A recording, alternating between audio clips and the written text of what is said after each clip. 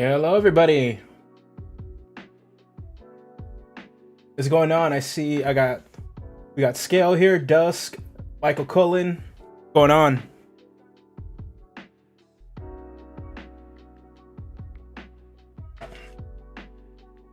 This new Unearthed Arcana is pretty sweet.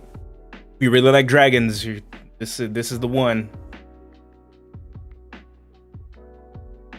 How are you guys doing tonight? Nice Friday night. I've had a really long day at work. Got called in, so had to spend a day in the office. A little tired, but we're gonna get this done. So today the plan is we're gonna go through this Unearthed Arcana, and then we're gonna make a character build going from levels 1 to 10 as my usual standard. Something a bit more practical instead of going from 1 to 20. Because I want to cover everything in this UA, and then still provide it with your guys' help to build a really awesome character build for this. There's a lot of awesome new options in here that possibly hint at some stuff. I have a take on the possible hint based off of just my own knowledge of limited knowledge of certain things. But we'll get into it when we get started. All right, what's going on? Checking my phone. Alrighty, I think we should get started. There's a lot of stuff in this UA. Normally, right before this one, what did they have? They had the undead, right, for Van Richten's. That'll be out next month, which was a bunch of undead-like options. And then they're dropping this one, which seems like a follow-up to another Draconic UA that had its subclasses.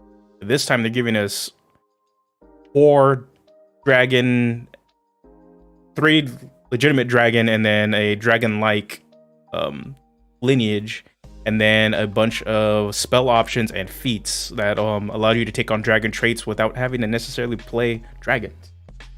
So, which is pretty neat. It's another way for them to include some dragon traits without having to make more dragon subclasses. Right now, technically, there's only the dragon sorcerer in the game. Oh, I think, you know what, we should just jump right into this. So the Draconic races UA, it's following the same ability score increase and lineage structure.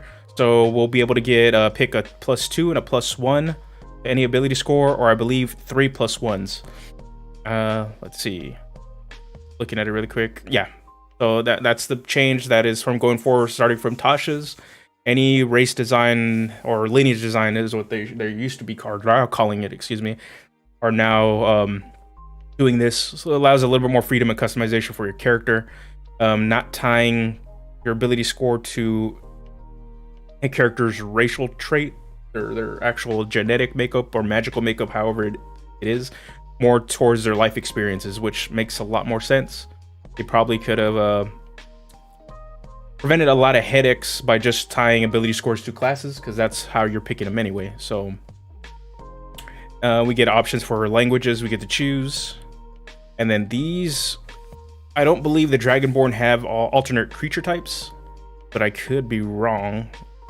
I don't remember, but some of the new lineages that they've been testing out are going to have dual creature types that will take on both the positive and some negative aspects of that creature type. We'll probably see that in actual play, starting with Van Richten's sub-races. The lineages is coming out in there because a lot of them are humanoid undead or construct humanoid.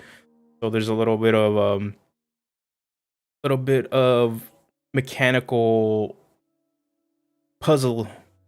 You need to put together some puzzles with that one, just because an example, undead can't be healed, but according to that UA, they can be healed as long as they're humanoid. But there's not necessarily sure how you're going to be affected by something like turn undead or something like that. So that'll be interesting. This one, though, is pretty straightforward. I believe they're all just considered humanoid. So we're going to start off with Chromatic Dragonborn. So the Chromatic Dragonborn, I've said humanoid, medium, standard walking speed. And then, like with any other Dragonborn, even in the base one, you get to pick your ancestry. So we get our standard types. Black gets acid, blue lightning, green poison, red fire, white cold. So nothing's really changed there compared to our standard Dragonborn. But the difference starts right in our breath weapon. And this will be sort of what happens with all the breath weapons with these lineages. So as a part of our attack action, we can replace one of our attacks with a breath weapon, which changes it 100% compared to what the base Dragonborn is in the player's handbook. Base Dragonborn, all it does is give you a really weak breath weapon that does not scale as you level, making it useless as you continue to level. This sort of solves that. And they differentiate them depending on whether they're chromatic or metallic. So with the chromatic, it's a 30-foot line that is 5 foot wide, so in a straight line. And then you have to make a dex save. And the dex save is equal to 8 plus your constitution modifier plus your proficiency bonus. And it'll do 2d8s worth of damage associated to whatever damage type you chose out of your chromatic ancestry. And they still take half damage if they make the save. And then the damage also increases. And you get to use it as equal to the number of times your proficiency bonus, which vastly changes everything. Pretty much the core Dragonborn was on a long rest, so you use it once and you're done. You get multiple uses on top of making it part of your attack rotation, and it scales. So Infinity already vast improvement. Next up, we get Draconic Resistance. So again, something that was pretty standard with the Dragonborn. You get resistance to whatever you picked on your Chromatic Ancestry. And then now we have like the new changes that they're adding, which is Chromatic Warding. So for Chromatic Dragonborn, as soon as they hit 3rd level, as an action, they can channel the Draconic energy to protect themselves for 10 minutes. They become immune to the damage type associated with their Chromatic Ancestry. And then they can do so, they can't use it again until they finish a long rest. So this is really powerful, but I have a bone to pick with it because while it's really, really awesome to negate any sort of damage, the problem is this ability turns off your Draconic Resistance 100%. So as soon as you have this active, your Draconic Resistance means nothing. And for me as a player, it's like I never want one of my traits to turn off another ability. I kind of want to always have stuff active and active. It's still really strong because you have immunity. So you're just, especially like say if you're resistance to fire and all of a sudden you're immune to fire, well, now you can just walk through a burning building, not worry about it. But at the same time, your Draconic Resistance pretty much non-existent. That's a non-active trait, which I don't know. For me, it's just I always want my abilities, to always be doing something. Yeah, scale. I love the breath weapon. The breath weapon changes are a vast improvement, and it makes them really viable for players wanting to play, your melee, your martial Dragonborn. A lot when you see in a lot of the pictures, swing, breath weapon, and especially a fighter, it's like swing, breath weapon, swing. A lot of cool options. Chromatic Dragonborn is decent. The only thing I have a legitimate problem with is your Chromatic Warding, even though it's really good, turns off one of your other traits. So I don't know. I doubt they're gonna fix it. By the time this actually would go into print, but I don't even know what these options are going to be in, what book they would be in. And I'll get into that a little later once we start digging into the spells. So our Metallic Dragonborn, so it's pretty much the same thing as our Chromatic, except you got your shiny dragons, Brass Fire, Bronze Lightning, Copper Acid, Gold Fire, and Silver Cold. Has the same creature type, walking speed. The breath weapon functions the same. The only difference is now it is in a 15-foot cone, so it hits a wider group of enemies, which is nice. Still scales the same exact way. You can still use it equal to your proficiency bonus.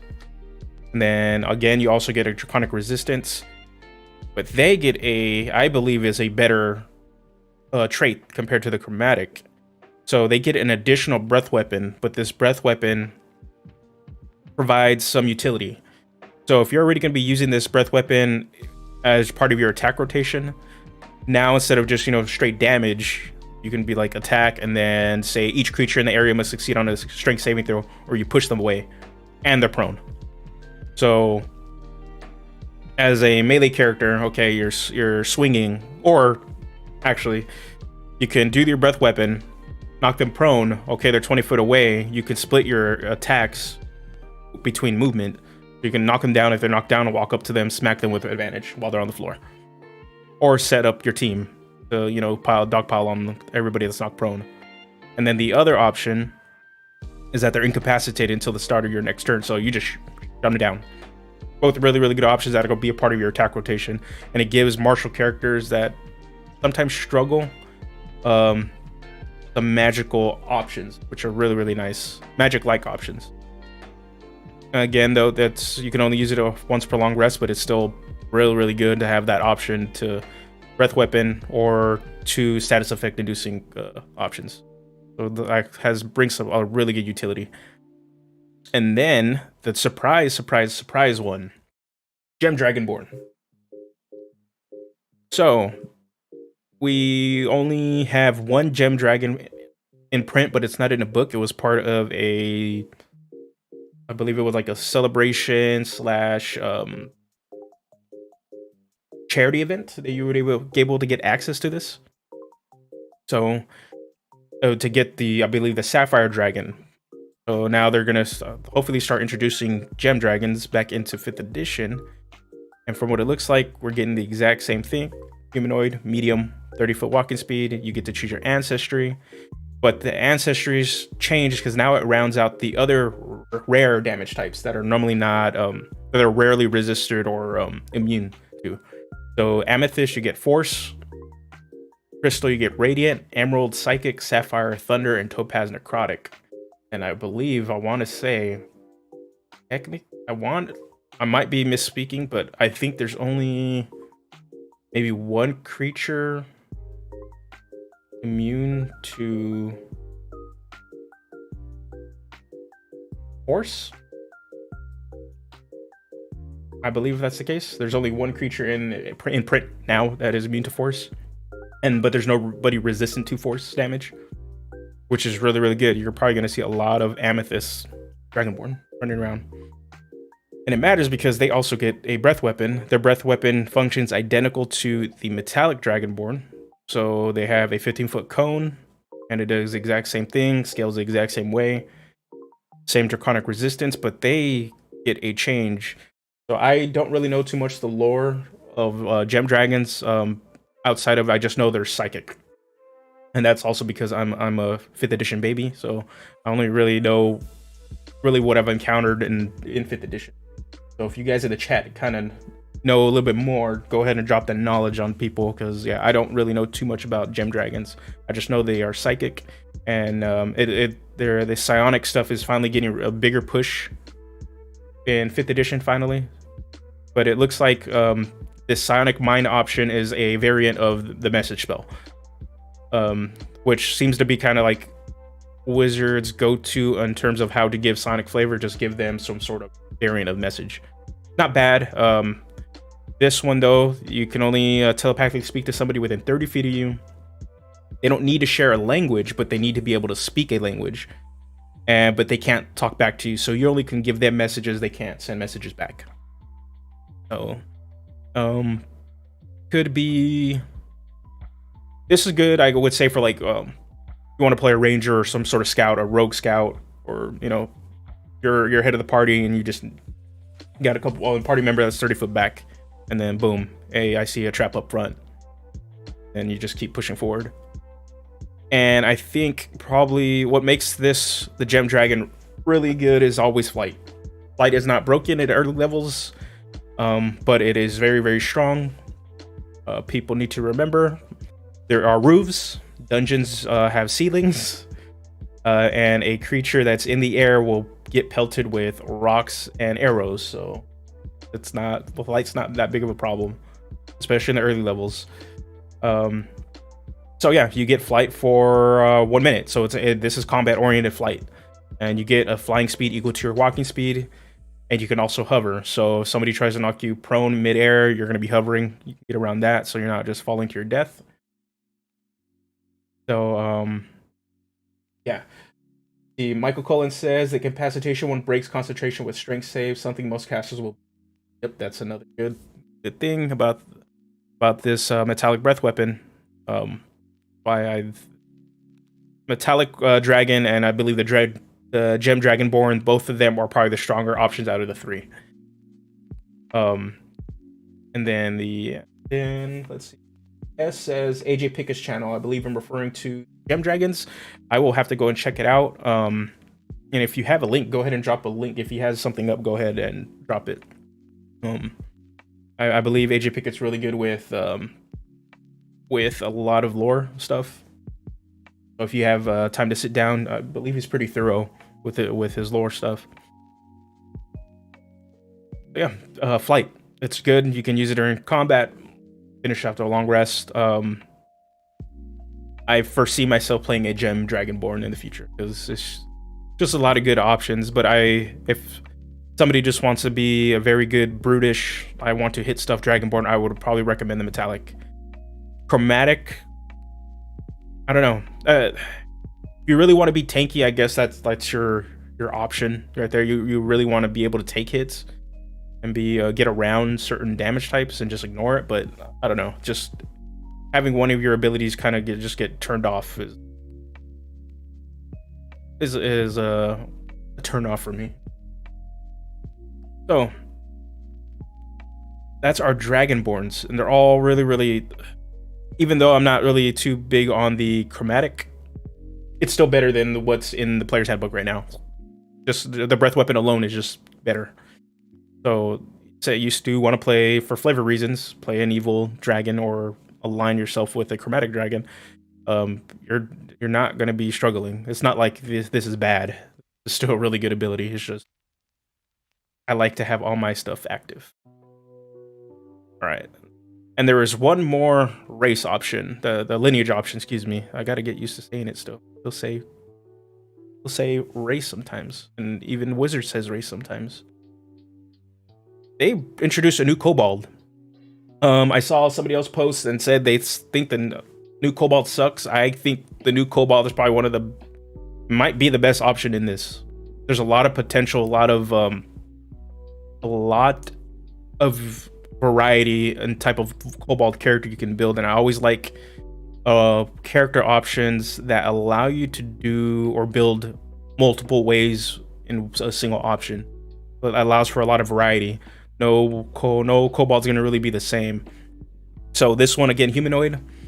They're considered small, but they have a 30-foot walking speed. So they're the same as goblins, I believe. I want to say halflings.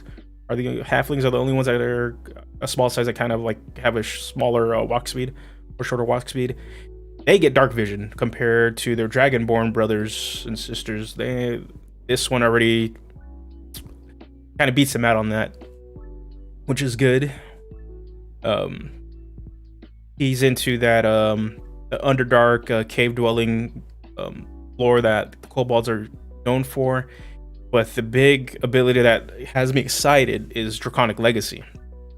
So when you pick a kobold and choose it as your lineage option, you get to pick one of 3 traits. So the first one you can choose from is you have advantage on saving throws to avoid or end the frightened condition on yourself. So you have sort of this bravery effect. I know that some people really depict kobolds as very weak, meek, fear, always in fear, and this kind of goes counter to what is traditionally seen as a kobold. But if you're playing a kobold, you're a hero, so it would make sense. You would buck the trend of what people normally see of you, and you are not afraid. You are brave. So for me, like, I don't mind this if it changes the supposed standard flavor.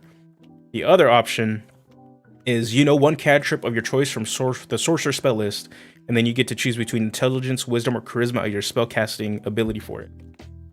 This opens up a lot of possibilities, especially if you're wanting to play Gish. That's as soon as I saw this, I was like, oh, okay, well, I don't have to take Magic Initiate if I'm a kobold. If I want to play a really solid, if I want to play like, say, off the top of my head, Swashbuckler Rogue, and then want Booming Blade and do, get the little cheese dance of a Booming Blade and then just getting to walk away. You don't really have to you don't have to invest a lot of resources into it. You can already get it from pretty much from the start. As soon as you hit level 3, you already have your cantrip. You don't need to spend time on the feet, and there you go. So this opens up some avenues, and that's just one. And then the last one is your Unarmed Strikes. You can use your tail for that, and the tail deals a 1d6 plus your strength modifier and bludgeoning damage. And then if you notice, there is a typo here. It says modifier bludgeoning damage instead of the bludgeoning damage normal for an unarmed strike. So I guess there's a difference between bludgeoning damages. So this Cobalt strength based monk as soon as what I saw, and it's so dumb because then it still scales with martial arts. So you're already going to start one die size ahead of time, and since it replaces your Unarmed Strikes, you get your base attack, and then you get your flurry of blows with your tail, I believe. Like, and that's starting at early levels. So you're already ahead. You just have to do a strength. You'll probably take a hit to your defense, because unless you have really high wisdom, because dex is a big thing if you're gonna play strength based. But yeah, it's like just really good cobalt strength monk is this when I saw this option.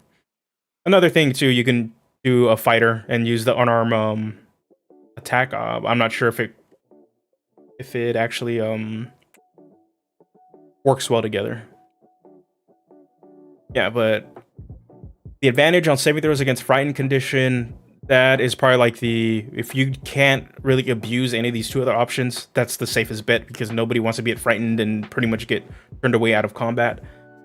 So that helps you out there. And then yeah, more spell options, and then another way to attack. Flurry of Tail sounds like twerking to me. It probably is. That's immediately what I said, is like your whole martial arts style is based off of attacking with your tail, which would be pretty options. And what Scale said, I would love to play a Cobalt Cleric of Bahamut. See, that would actually be cool. Like, it makes a lot of sense. Like, Cobalt of Bahamut probably wouldn't be, scared all the time. They'd probably be pretty brave. So this option right here is really good for that. And then they get Draconic War, which is their way to replace Pack Tactics. So Pack Tactics, pretty busted.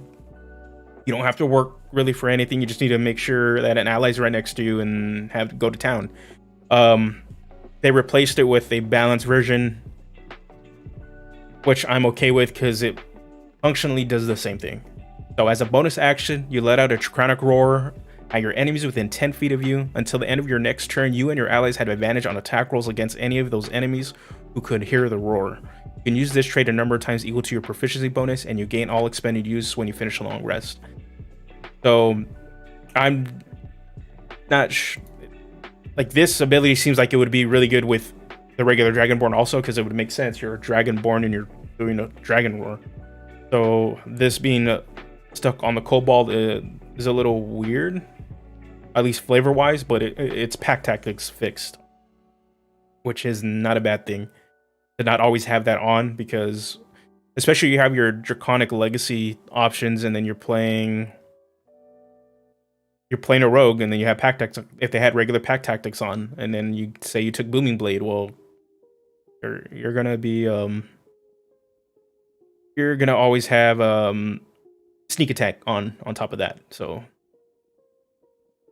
it's balanced. I know this was probably like a point of contention I've seen like on Reddit and some other content creators regarding this that didn't like the new Kobold, but I'm like, with these options, I want to play a Kobold. I probably want to play a Kobold more than I want to play the other Dragonborn because of this. They had some really sweet things.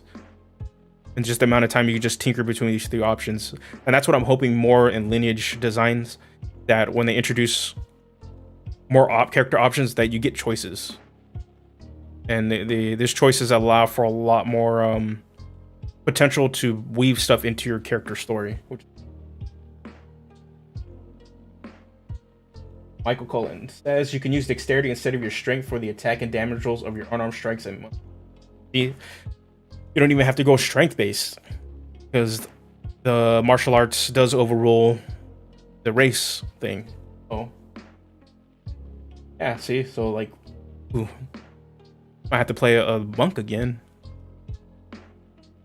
So yeah, race options are really, really sweet. I like them all. If I were to rate them, I personally will put Kobold at 1, Gem Dragon at 2, Metallic at 3, and then Chromatic at 4.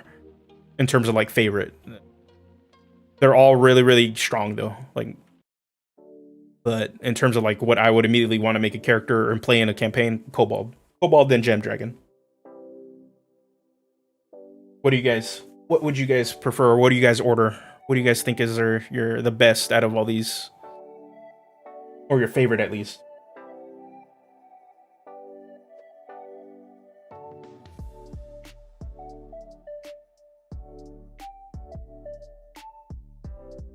Yeah, I'm pretty sure I'm gonna play a Kobold Monk or Rogue down the future. Maybe after I'm done DMing for my group. I will be taking over for my group as I'm DM for some time now. All right, let's take a look at these feats. So we also get 3 new feats that add draconic flavor to your character. So say you have a character concept that kind of has you tied to some of these options, but you do not want to play a draconic sorcerer. So now we have potential options that they may give you. And Scale says Kobold is number 1 for him.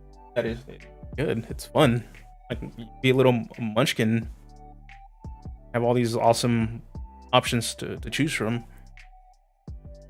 So with Gift of the Chromatic Dragon, as a bonus action, you can touch a simple or martial weapon and infuse it with one of the following damage types: acid, cold, fire, lightning, or poison. And then for the next minute, it deals an extra 1d4 damage of the chosen type when it hits. And pretty much it recharges on a long rest.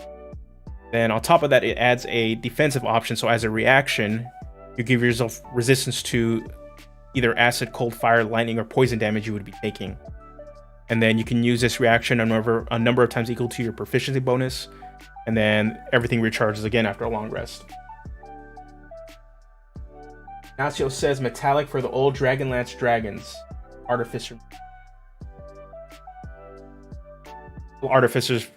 I want to play one again. I think that might be my favorite spellcaster class. So yeah, the Gift of the Chromatic Dragon is really geared towards aggressive martial characters, kind of giving them that little extra oomph. Cool thing about this is that even though like it says Gift of the Chromatic Dragon, you're not necessarily, there's nothing that straight up says this is dragon. You can reflavor this as say you're gifted by an elemental lord, maybe some sort of genie, or a spirit or god of the elements, and they just give you this sort of feat or this kind of like a boon, and you have this option to kind of rotate stuff around, which is nice. It's a sweet way to reflavor this. I have no clue what the Armor Urgoth is. Please enlighten me. Yeah, I like this one. It's especially for, say, something like a fighter who doesn't really have too many bonus action options. They're really an action attack or action based class. Giving them bonus action to kind of do extra stuff to do, especially do more damage, is like always a good thing. And then the defensive option is keep them in the fight to protect themselves against certain damage types, especially the basic energy types. That's good. It's solid. Now, Gift of the Metallic Dragon. So this one is a bit more supportive, I would say. So you can learn the Cure Wounds spell. You can cast this spell without expending a spell slot. Once you cast this spell in this way, you can't do so again until you finish a long rest. But also, you can use a spell slot to continue casting it, and then change your determine your spellcasting ability. So intelligence, wisdom, or charisma. This is dumb. Cure Wounds is good. Healing Word, I believe, is better, even though it heals less, just because having the ability, the range, you don't need to be the touch. But slap this on a wizard. Oh, now the wizard has an option to heal, which is what they didn't need. And then the second ability, you can manifest protective wings that can shield you or others from attacks. When you or another creature you can see within 5 feet of you is hit by an attack roll, you can use your reaction to manifest spectral wings from your back for a moment. Roll a d4 and grant a bonus to the target's AC equal to the number rolled against the attack roll, potentially causing the attack to miss. You can use this reaction a number of times equal to your proficiency bonus, and all charges recharge after a long rest. So this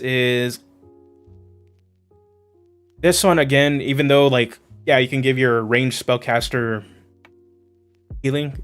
This is really good for Gish characters, especially Gish frontliners. So slap this on, say like a armor artificer, and then you have this little extra protective wing thing that alters, potentially can deflect an attack, and then they're still in melee range to like touch and cure wound somebody, or an Eldritch Knight fighter, or any other Gish that is going to be in there. Even a Blade Singer. Like, this is really, really good. It gives you more utility, especially say you're going to run a party that's going to be melee based and you guys don't really have a healer. This isn't that bad of a feat to pick up. You're kind of like a tanking ability, and then you can also have a heal.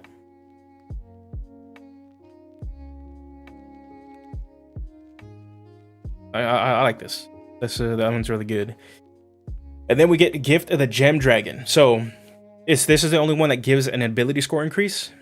So this one you get to either increase any of the spellcasting ability scores, so intelligence, wisdom, or charisma by 1.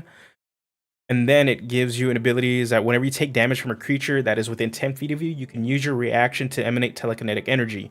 The creature dealt damage to you must succeed on a strength saving throw, and the saving throw, the DC is equal to 8 plus your proficiency bonus plus the ability modifier which you chose to increase with this feat. And if they fail it, they take 2d8 force damage and are pushed 10 feet away from you. You can use this reaction a number of times equal to your proficiency bonus. Again, it recharges after a long rest. So this is, if I'm reading this right, this is a either it works or it doesn't. So honestly, but when it works, it's psychic or it's force damage. So again, only one creature, and I don't even know which creature is actually just immune. Nothing is resistant to force damage. So that's good. But if they pass, well, then no, it doesn't really matter because you're not doing any damage. And still you expend a use, whether you if the target takes the damage or not.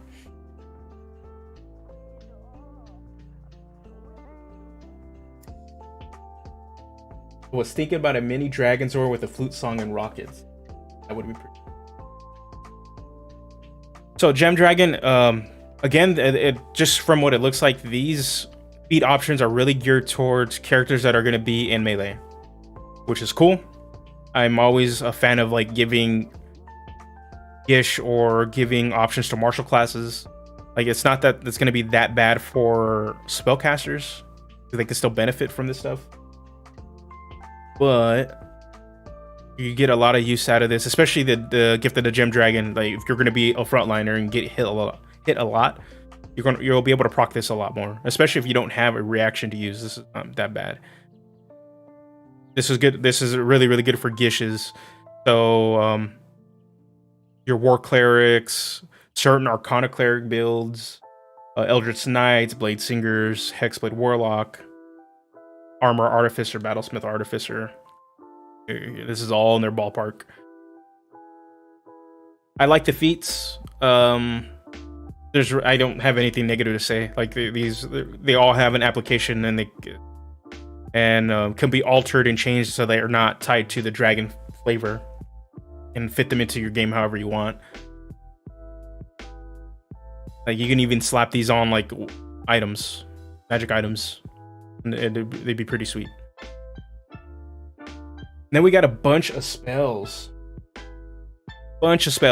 So let's start. I actually wrote some notes down regarding a lot of this stuff. So I remember some of it, but some of these, especially the spells, I'm gonna be honest with you, I'm not a good judge of spells and spell balance, and it's also kind of hard to do that, especially since you get into that level 3 range and then everybody gets fireball, and then you're trying to balance out damage spells to fireball. So for me, spells, they sound cool, I'm probably gonna like them, or if they allow for role play or allow for awesome situations, I'm normally in favor of it. But a lot of these spells on this list are named after stuff, and I believe one that's already on the screen, the Fizzband, hints at Dragonlance, but I've seen some discussion saying that that might not be the case. So we'll get into that right now, but let's talk about Draconic and Draconic Transformation. So it's a 7th level transmutation spell. You can use it as a bonus action. You can only target yourself, and you need to concentrate, and it lasts for an entire combat, so 1 minute. So when you use this spell, you get blind sight for a range of 30 feet, but if I see, okay, so pretty much you get blind sight, but if they're an invisible creature and they successfully hide from you, you still can't see them. So it's not completely, you're not Neo, you're not the one and seeing everything everywhere. So they do make it balanced. They do have ways for people to combat it. And then a corporal wings spout from your back. You have a flying speed of 40 feet. And then as a bonus action, on the turn you cast it, as well on every other turn, you do an energy blast, a breath cone weapon of 30 feet. And they take 3d8 force damage on a failed save, or half as much. So you become a force dragon, and still force damage is really, really good. I'm actually really surprised they just didn't say pick a damage type and go to town. But the fact that it is force damage, it's really good. If yeah, kind of reminds me, there's some magic cards out there, if you guys are familiar with the character Sarkhan Vol, and there's art where he's legitimately transforming into a dragon. And this what's that spell reminds me of, like you're just turning yourself into a dragon to fight. But yeah, 3d8 damage is really, really good. And the fact that it's in a 30-foot cone, but it makes sense. This is a 7th level spell. You get a lot of options. You're gonna be flying around, being able to see anybody that's kind of around you unless they manage to hide from you. So it's a well-rounded, decent spell. In terms of power, I'm not sure how it equates to other 7th level spells, but flavor-wise, if you want to, this is like your ultimate goal of your characters, like truly manifesting, especially your Draconic Sorcerer or the Draconic Options from the other UA. This is like your character manifesting that the dragon in them. I like it. It's pretty sweet. Now, Fizzband. So I'm not familiar with the lore. I just know based off of like light reading off discussions, Fizzband is a character is a dragon specific from Dragonlance, and this is what got everybody thinking all of a sudden they're making a Dragonlance book. But also have read that there might not actually be Dragonborn in Dragonlance. So there is, correct me. But that's also what I read. There's actually no Dragonborn in Dragonlance, which could be wrong from what I read on, again, people like to misspeak on the internet. So, and we're getting a lot of dragon options. Even though dragons and I'm not familiar with how prevalent dragons are in the setting and their role in Dragonlance. I don't really know Dragonlance at all. So anybody in the chat that knows, go ahead and drop that knowledge, because I am not familiar with Dragonlance at all. But I know it has a very vocal fan base. I think maybe just as vocal as those that want Spelljammer and Dark Sun to be in, or be a printed book. So yeah. So we'll see. This is definitely hinting at some sort of setting book. I just which one yet. Okay, Fizzband's Platinum Shield is a 6th level abjuration spell. Takes an action, you use 60 feet. And another concentration spell that lasts for an entire combat. You create a field of silvery light that surrounds a creature of your choice within range. You can also choose yourself, and then it sheds a dim light of 5 feet around you. And then as a bonus action on following turns, you can move the field to another creature within 60 feet of you. Or 60 feet of the field, excuse me. And then whoever is under this little bubble, they get half cover, which means they're getting +2 to AC and then +2 to dexterity saving throws, which is really, really good. They have resistance to all standard energy damage.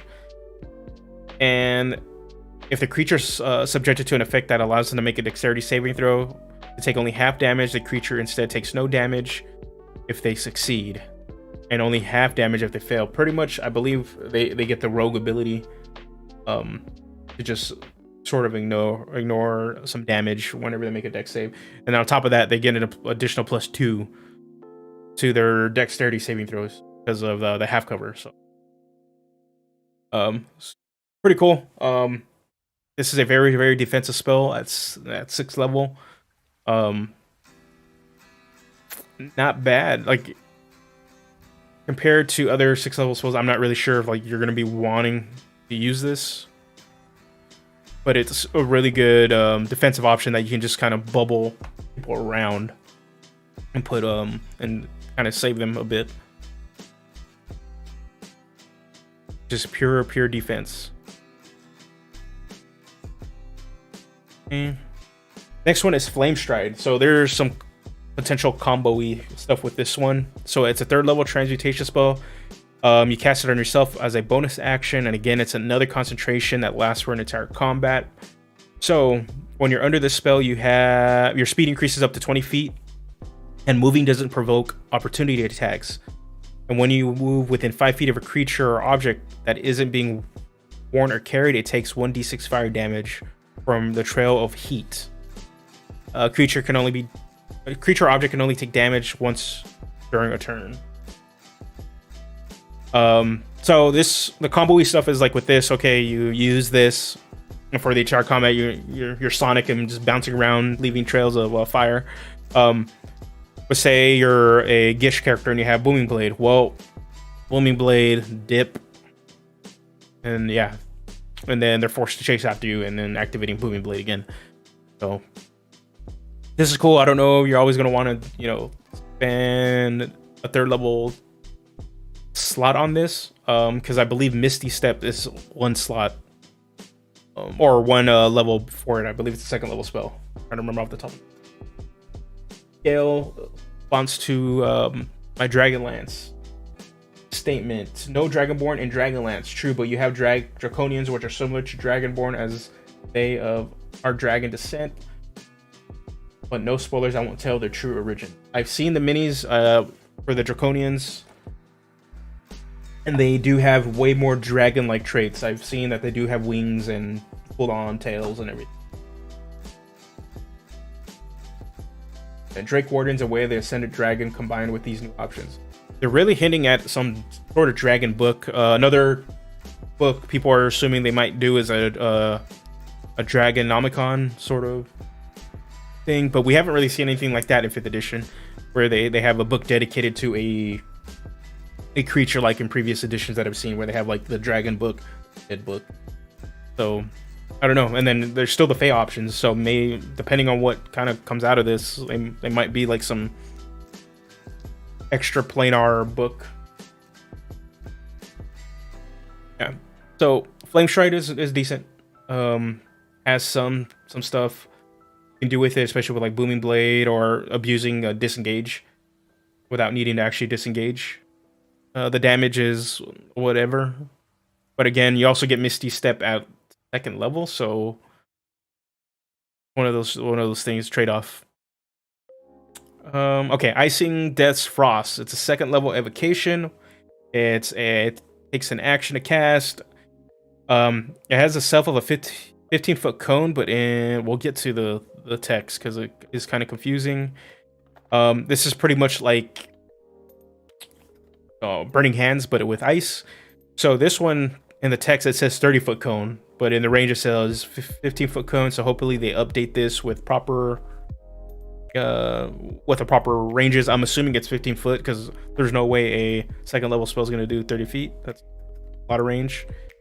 So each creature that is in the cone must make a Constitution saving throw. If they fail, they take 3d8 cold damage and are covered in ice for 1 minute, or until the creature uses its action to break the ice off itself or another creature. A creature covered in ice has its speed reduced to 0. On a successful save, a creature takes half damage with no additional effects. This is good. This is way, as I said, cooler than Burning Hands. It is... So, Burning Hands, I believe, does 3d6. So already on top of that, the damage scales higher. So you get 3d8s, and it makes sense. It's a level higher. But while Burning Hands just automatically just burns something, that's it. If they fail this, then they waste an entire turn trying to break the ice. So you already make them waste their action. And then on top of that, if they don't do that and they don't break the ice, their speed is reduced to 0. So effectively, they do nothing on their turn. So, like, this is a really good spell. And especially for Evocation Wizards, they have the spell shaping, Evocation shape. And then you have your friends in there, and it's bam, frost breath. And don't hit your friends, hit enemies. It doesn't remove the reaction, though, so you can't necessarily just dip out of there. But you're wasting enemy's entire turn. They can't attack. So this is like that. Honestly, it's might be my favorite damage spell. Just because I know since it's second level, you're going to be able to use this a lot. Yeah, Icing Death is from the Icewind Dale area. And the only reason I know this is because during my group Storm King Thunder's game, I believe my DM had Icing Death make an appearance. So that's why this white dragon I know is up there. Alright, so we got next is Nathar's Mischief. It's a second level illusion spell, takes an action at 60 feet. Again, another concentration spell that lasts for the entire combat. Fill a 20-foot cube centered on a point you choose within range with Fey and Draconic magic. Roll on the Mischievous Surge table to determine the magical effect produced. At the start of each of your turns, you can move the cube up to 10 feet and re-roll on the table. So they have some like really fun, whimsical effects.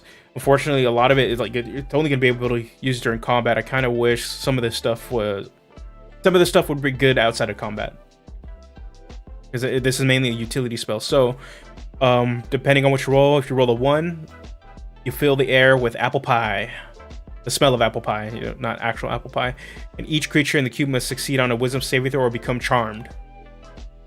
And then the second, if you roll a 2, bouquet of flowers appear all around, and each creature in the cube must succeed on a dexterity saving throw or be blinded until the start of your next turn. As the flowers spray in their faces, you roll a 3. Each creature in the cube must succeed on a wisdom saving throw or begin giggling until the start of your next turn. A giggling creature is incapacitated and uses all of its movement to move in a random direction. And 4 is drops of molasses appear and hover in the cube, turning it into difficult terrain.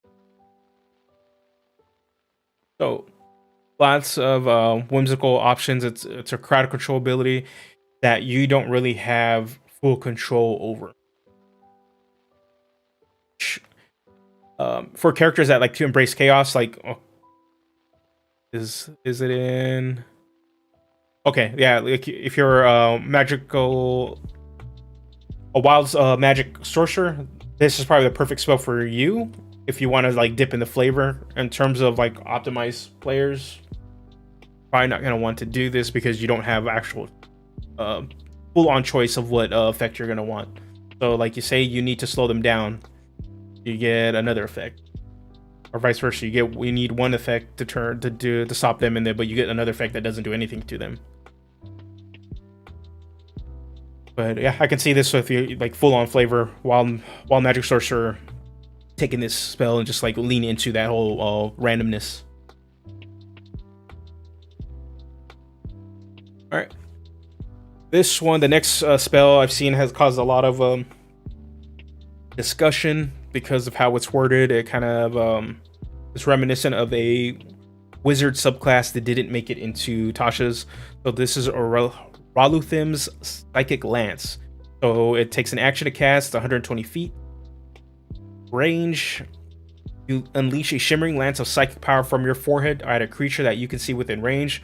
Alternatively, you can utter the creature's name. If the named target is within range, it gains no benefit from cover or invisibility as the lance homes in on it. If the named target isn't within range, the lance dissipates and the spell slot is not expended.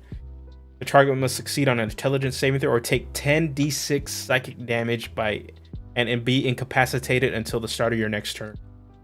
So that's a lot of damage.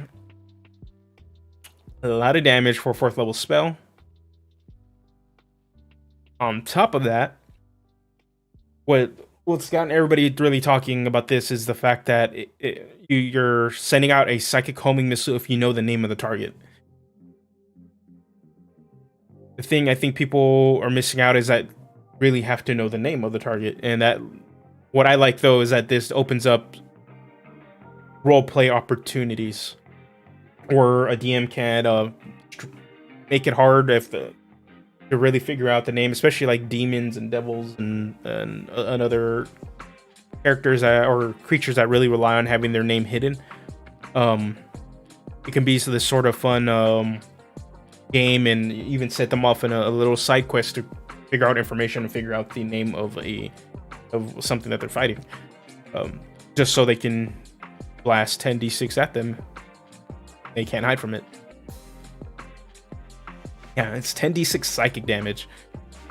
So yeah, this spell does a lot of interesting things. I don't think it's as scary or broken some of the people think. I think the 10d6 is very shocking to people because you see a 10 there, but pretty much if you don't make the save, it's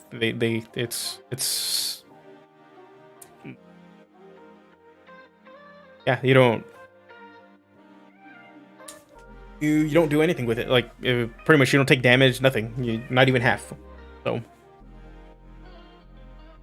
And I think that's what balances out, is like you either hit or it does nothing. Next.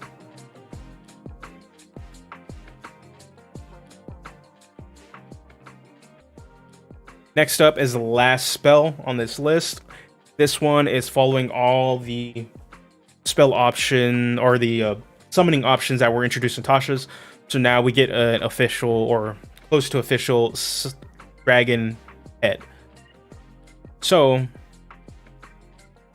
it follows all the same rules as all the pet options that were in Tasha. So when you cast this as an action 60 feet of you concentrate up for an hour, you get your little dragon pet, or you get a large dragon pet, actually, not little. But then you get to choose between a dragon type. So you get a chromatic, gem, or metallic. You choose which one. And then I believe, yeah, so instead of, we'll get into that because I'm thinking like nothing really changes after that. So you pick whichever dragon type you want. It goes right after you on your initiative. You use your bonus action to command it. At higher levels, when you use higher level spell slots, it'll gain potentially more attacks or higher hit points and stuff to last a lot longer. So you see the stats right here. The big, beefy, and chunky. But if you're choosing chromatic or metallic, you automatically get resistance to all the basic types. So acid, cold, fire, lightning, poison. If you choose gem, the dragon is resistant to all the rare types of energy types. Both types of dragons, or all 3 types of dragons, excuse me, are immune to charm, frighten, poison conditions. They have blind sight, dark vision, and a passive perception of 12. They speak your language, or they understand languages you speak, but they only speak Draconic. Challenge rating doesn't really matter. Shared resistance. When you summon the dragon, choose one of its damage resistances. You have resistance to the chosen damage type until the spell ends. So in reality, you only have 2 dragon types, right? You have gem, and then you have chromatic metallic, because they get the same options, and it only matters for the shared resistance. Other than that, the multi attack and any other abilities doesn't change regardless of whether you're choosing chromatic or metallic or even gem dragon, which is a little bit of a bummer because a lot of the options in Tasha's or for these summon spirits, they, depending on which option you choose, they have a different ability, and each one has a separate ability. So while the shared resistance is nice, in reality you're only picking between 2 options. You're not picking out of 3, and they don't do anything different. But that makes up for it because they get multi-attack, and multi-attack is really dumb. So they get to use their breath weapon and make a number of bite and claw attacks equal to half the spell's level rounded down. So this is a 5th level spell rounded down, which would be 4. Half of that is 2. So not only does it make a breath weapon attack, it makes 2 attacks on top of that. And that's your bonus action. So say you're a wizard, spellcaster, any sort of spellcaster who gets the cat. Summon. You're a druid, sorcerer, or wizard. I cast fireball on my turn. Bonus action, control my dragon to hit you for a bunch of times. That, and yeah, like that alone, like that's really, really good. You're giving yourself 3 attack actions. That's really how you have to see it. You're giving yourself 3 attacks, and especially since one's a cone attack, so you're hitting an area, and even though it's only 2d6, which is, it's 2d6, but still 2 more attacks. So in reality, on a full turn, you hit multiple enemies for 2d6 on top of hitting another creature twice for pretty much 2d6 plus 8 plus the spell level's piercing damage. The attack for this makes up for the fact that it doesn't have like special abilities for the chromatic, metallic, and gem really separating itself. That side of the resistances. I actually like it. Like that little issue there, but it's strong for 5th level spell. Get a nice little how to train your dragon pet, your little Charizard, your Dragon Knight, to go to town on people. Yeah, and the fact that it's large means you can ride it too. So you're summoning a large creature. It's not like the Drake Warden where you have your little small guy. You can't really ride it until like later levels. Overall, the spell options are pretty sweet. I expect a lot to get toned down. Some of these effects are some of these are really, really strong. Like Icing, Death's Frost, I'd expect that to get toned down in some way. Either like if they just tone down the damage and keep all the other stuff, I would totally fine with that. Yeah, that's it. What was your guys' favorite spell off of this? Like the spells were pretty sweet. They add a lot of cool stuff. They can just rename them, and they would be able to do the same thing because they're not outside of Draconic Transformation and Summon Dragon Spirit. There really isn't anything here that says really, really dragon, has that dragon flavor.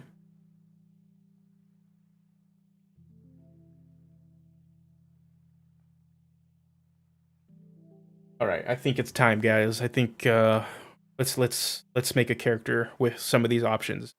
So first things first, let's go over some of the rules that I normally follow for my character build. Those maybe that are unfamiliar, or maybe got confused. The last character build I did on stream. We went up to level 20, but on average, I do levels 1 to 10, and that is because most games aren't going to go past really too high after level 10. And it's mainly because due to Wizards not really producing enough content that goes past the mid high tier, and or playgroups change and want to do a different game, or they break up before that because or they stop playing the game just because of the time commitment, because getting to level 20 is a 1 to 2 year commitment depending on how fast you guys play or how long you guys play. Just happens. So I go to 1 to 10, and I also focus on a bit more practical build, not necessarily going full too deep into it when you multi-class.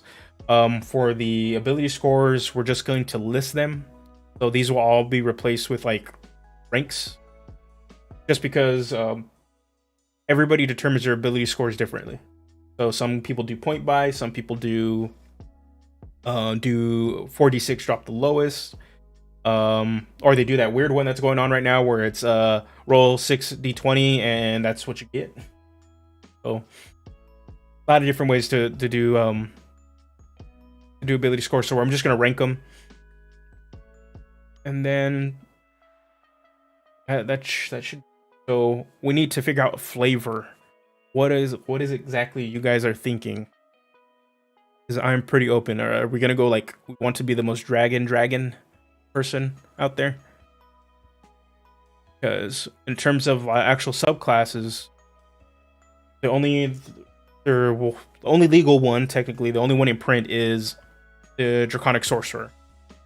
I can actually pull that up. I don't think.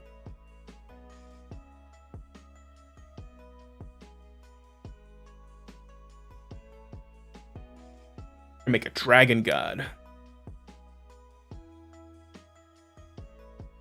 Yeah, so there's a trend going on right now that people are just rolling 6d20s, and you take those scores, and that would be your character. Unfortunately, a lot of people are just rolling like 5s and 3s and maybe like 120 or like one high score. So you get a lot of like really bad characters that will die immediately. So yeah, so we're gonna go with Sorcerer. Just look at the options.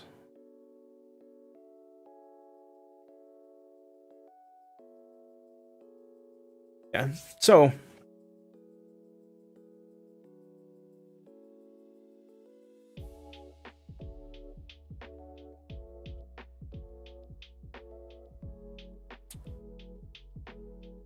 yeah, so looking at this, I don't think they're pretty much we have like 3 options for spellcastery or for a dragon character. We got the monk. We want to beat up people as a dragon, be a more physical dragon. And then we have the Drake Warden down here if we want to be a dragon that has a pet dragon. Or we are a Draconic Blood Sorcerer that we choose a type. And then trying to think, there's any...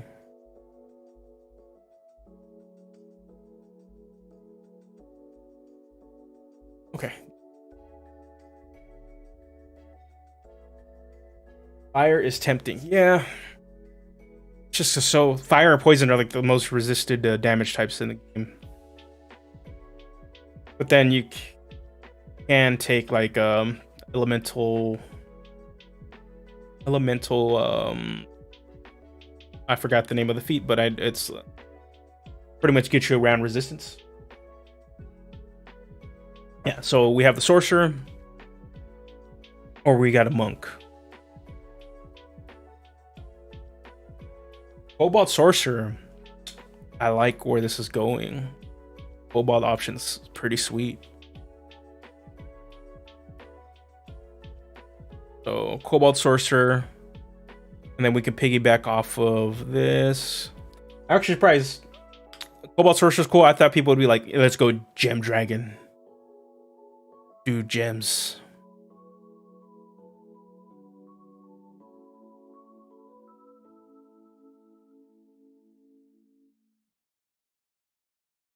All right, so I think, yeah, well, we'll do that. We're gonna do that. We'll We'll go Cobalt Sorcerer. Do we want to multi-class? What exactly are we doing? Are we Cobalt Sorcerer? Ooh, Gem Monk. Oh, that'd be pretty sweet. What kind of character are these guys though? If we're a Cobalt Sorcerer, what is their true draconic power? What is unlocking it? Or are they? You take what Scale said about the being a cleric of Bahamut. Maybe this is like a sort of like, not necessarily Avatar, but like a chosen of Bahamut. And yeah, Gem Monk. That just sounds really evocative.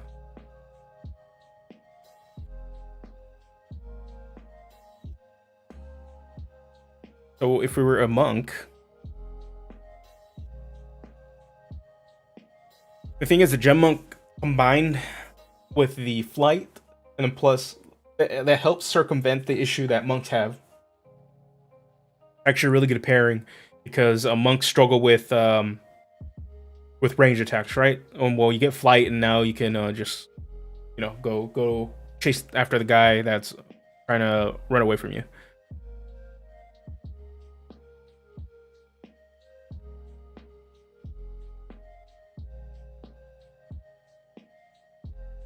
Yeah, Draconic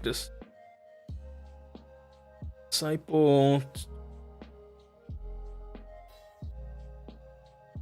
Or we can be a Kobold Monk.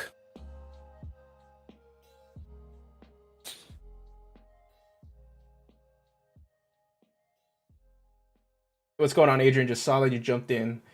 Kobold Sorcerer sounds pretty fun. Yeah. I'm also thinking like Kobold Monk because of what happened earlier. We're just gonna tail twerk on everybody. And then I just read, when you damage a target with an unarmed strike, you can change the damage type to acid, cold, fire, lightning, or poison. So now there'll be a Draconic Kobold Monk twerking avatar. Last Airbender Kobold here. Just swinging that tail around. It's like, oh, it's Fire Tail. Oh. Actually, now that kind of reminds me more of Pokemon. It's like, oh, I got Lightning Tail. Bam. Cold Tail. Bam. Then you get your Breath Weapon. Cobalt Sorcerer Monk combo is very, very hard, and there's really no benefit to multi-classing either of them. Unfortunately, there's just no really solid synergy. So I think we should put this to vote so we can get started on a creature. I think we're pretty much settled, right? We want a Kobold. So let's start there. Let's race Kobold. We're gonna go up to level 10. And from what it looks like, we're gonna go straight into one class.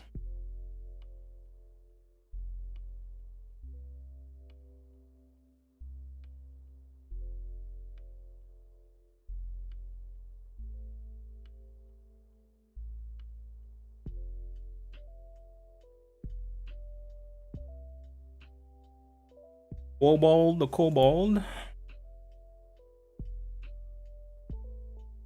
There.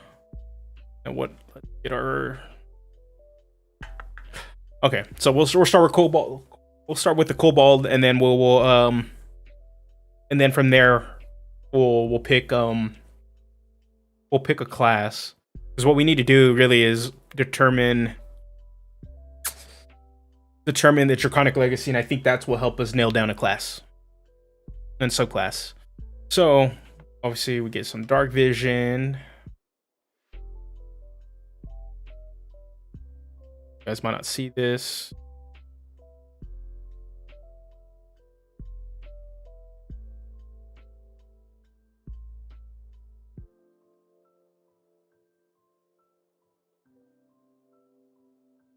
But we'll put some quotes in the chat. Actually, might.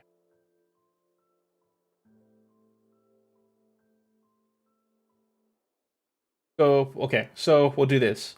Vote for, put 1 in the chat for Sorcerer. Put 2 in the chat if you want a Monk, and then that's how we'll determine it. There's a lot of ways we can do this. So one in the chat for Kobold Sorcerer, 2 in the chat for Kobold Monk. We determined that way we can actually nail down which of these Draconic Legacies we're going to want. We'll also get 30-foot walking speed.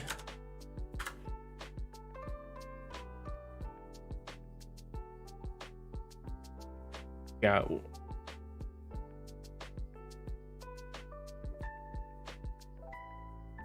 1 vote for Sorcerer, 2 for Monk, 2 for Sorcerer, 3 for Sorcerer. This is gonna turn out to just how the poll was on the community page. Because yeah, everybody started voting for subclass building, and then all of a sudden a character build just came out of nowhere and just overtook it. So all right, so we got 1, 2, 3, 4 for Sorcerer. Monk. I will tell you this. So it's looking like we're gonna do a Sorcerer. The Monk, I will probably do a build for that as a full video. A Gem Dragon Monk sounds pretty sweet. So I'll write that down somewhere and then work on that, because I'm almost done with Tasha's, and I think it's time over time for a build on the channel. Monk 2, Sorcerer 4. Are you crazy?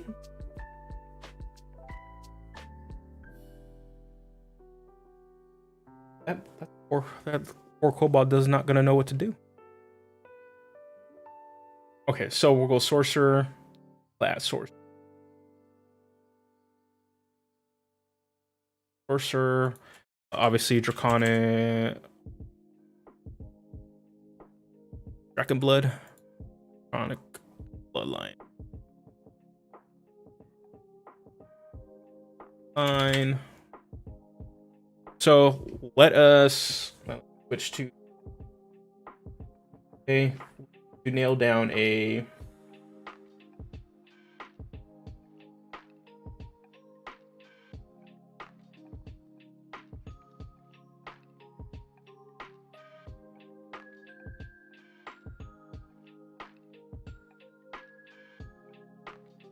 ooh, Dusk's trying to sneak. Yeah, I'll do that. We'll get two character builds out of this. We'll do the live one with the Sorcerer, and then I'll do a Gem Dragon Monk video. Probably in a couple videos. I'm almost done with Tasha's. I want to finish the Tasha's. That's why I'm doing this live stream for the UA instead of doing a video for it. Because I want to get through Tasha's so that I can go back to just doing different variety videos. Yeah, Dusk try to sneak that one in there. I see that. Okay, so we need to pick a Draconic Legacy. So if we're gonna go Sorcerer,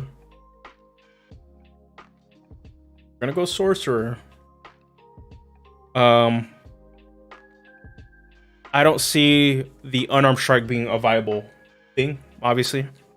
So if we were going the Monk, for sure. But yeah, I don't see that as viable right now. So that leaves us with an extra cantrip, which isn't a bad thing. And then, or we have advantage against saving throws to avoid frightened condition. That was the safest bet. I don't think we get anything that protects us from the frightened condition in the actual class. I'm looking.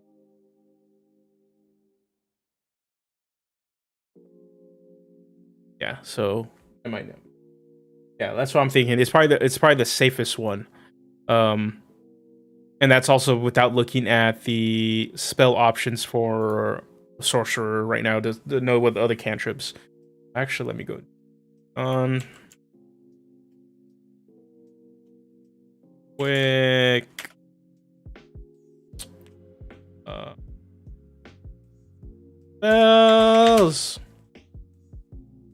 Spells.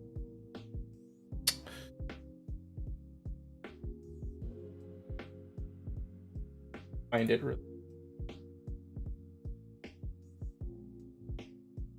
quick.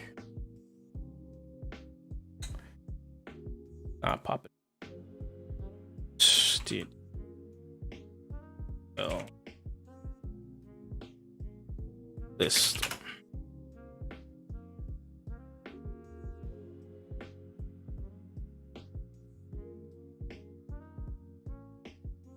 And we want show advanced filters. I think this is all sorcerer. Yeah. Okay. In the two UA races, which do you like more, Kobold or Dragonborn?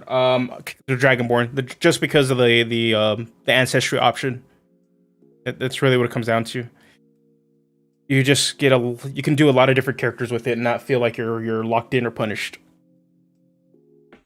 But the Gemborn is probably my second favorite after that. Okay, let's see. Yeah, I'm not looking at. Okay, just looking really quickly at the cantrips. I think our best bet still is the resistance. We got a brave little guy, or little girl. So let's do that. So Draconic Legacy will be the first.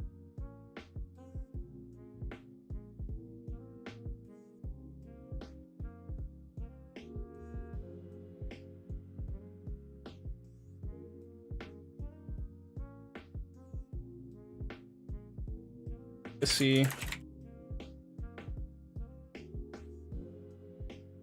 Called here. And we're going. Roar.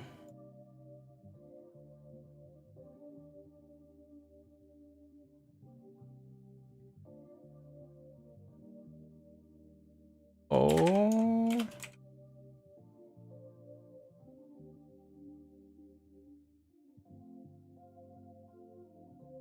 There.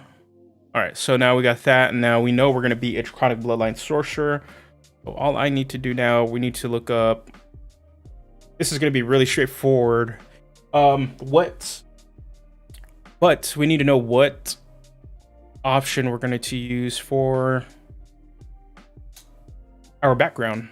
That'll help out too for some proficiencies. Let me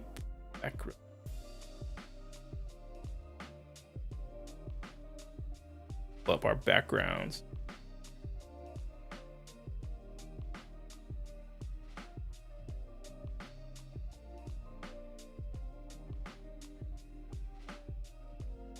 I'm just pulling up all the options. Okay, cool. That there, because so backgrounds. There we are. So what kind of background do we want to be? An acolyte of Bahamut, or one of Bahamut's chosen? Do we want to be a hermit? Kobold that's kind of off on its own for a long time, away from other kobolds. Let's see, what's another good one? An urchin. Maybe they were on the streets. I don't think a criminal fits. They can be an entertainer. There'd be a little goofball. Acolyte or hermit.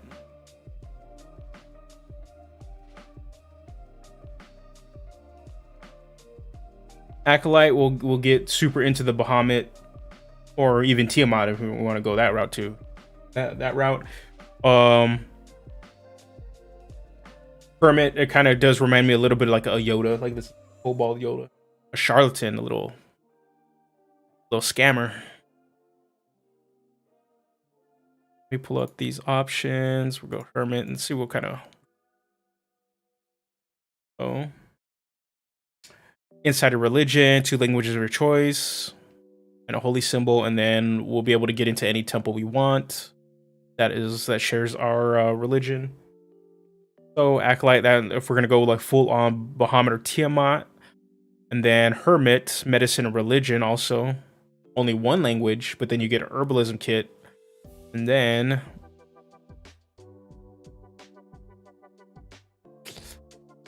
get this feature discovery.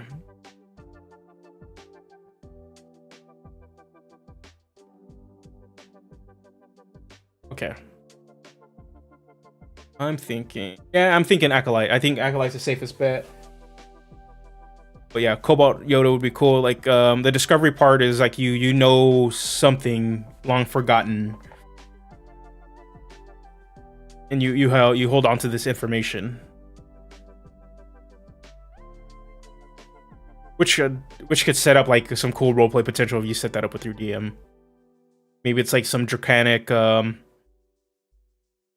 prophecy, like an Eberron, or maybe it's like the truth about ancient dragons setting. Not a bad idea.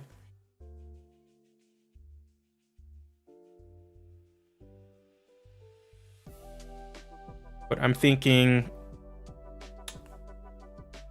we want to be like super dragon, be like all about the dragon. Acolyte rat. So Acolyte. Oh, Acolyte. Yeah. Get insight. We're gonna get religion. And then we get 2 languages of our choice. Thinking, hold on. So as our Swobald Kobold, what do they get? They also get we get to choose a language also. So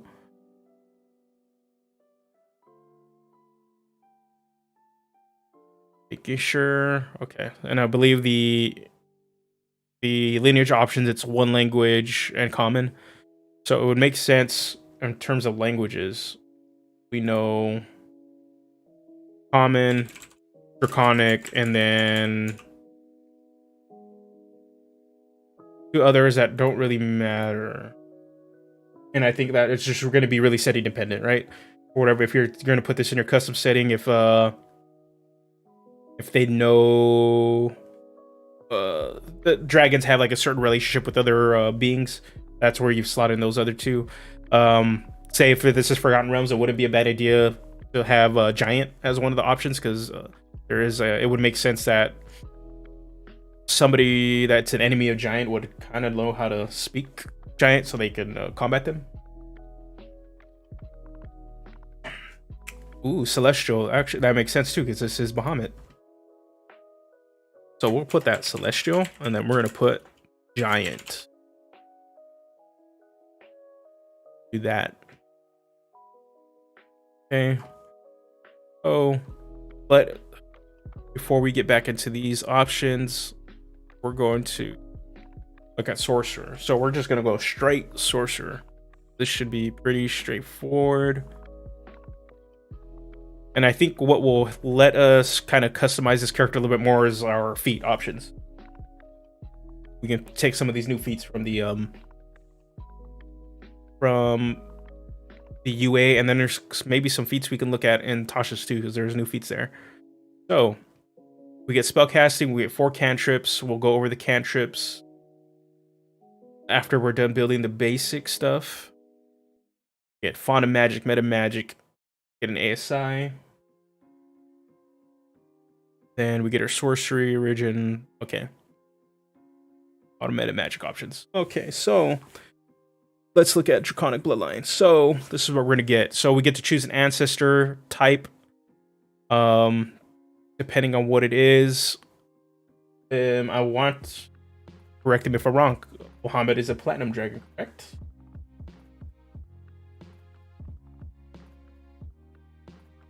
That's the case. It would only make sense.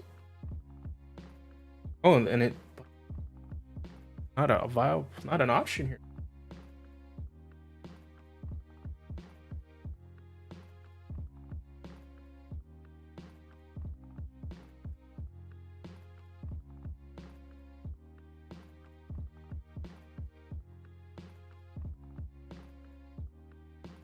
So we need to pick a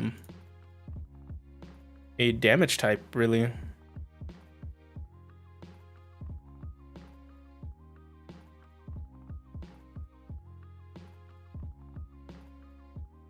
Can't have that.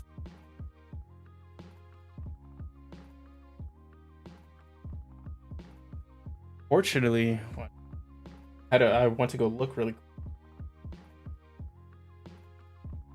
So I think, yeah, like we're gonna have to go with silver be cold.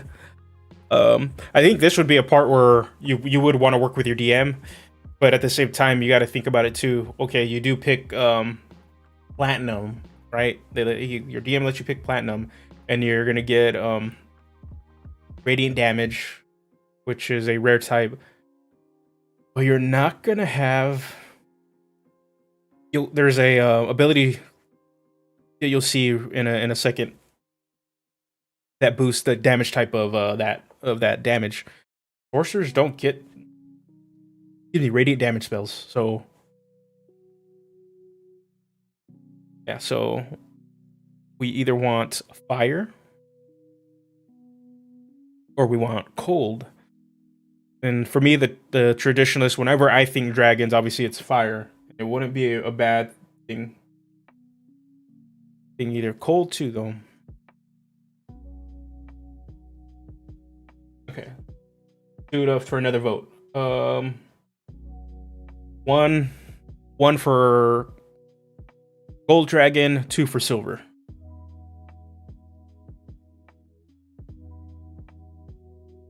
In the chat, 1 for gold, 2 for silver.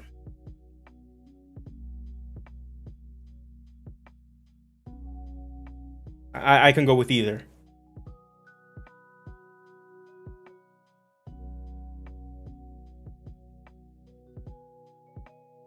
One vote for cold. Another vote for cold. Go for cold. Go for cold. I think David says cold also. Alrighty. Okay. There's gonna be the one person that says no, I want fire. Okay, so we're gonna go Draconic Ancestry. And we're gonna pick, this is a class, type, level 1 feature. Writing this on there, and then we're just gonna pick silver.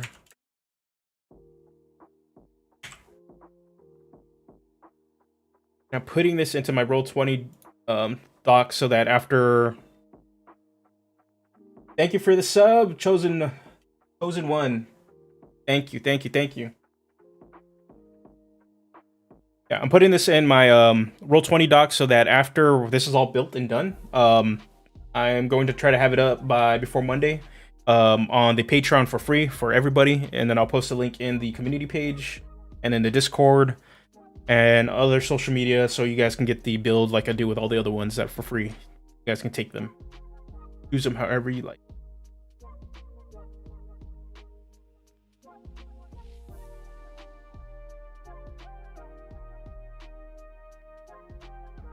And then I mentioned Patreon, just to plug it a little bit. That's another way to support the channel.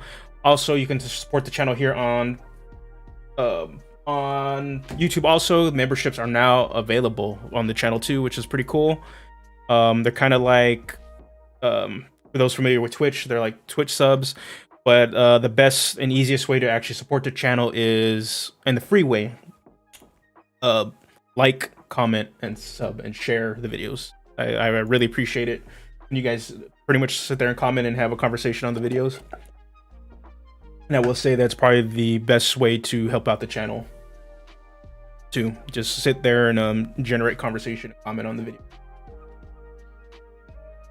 Okay, so level one. We get Draconic Ancestor, and then we get Draconic Resilience.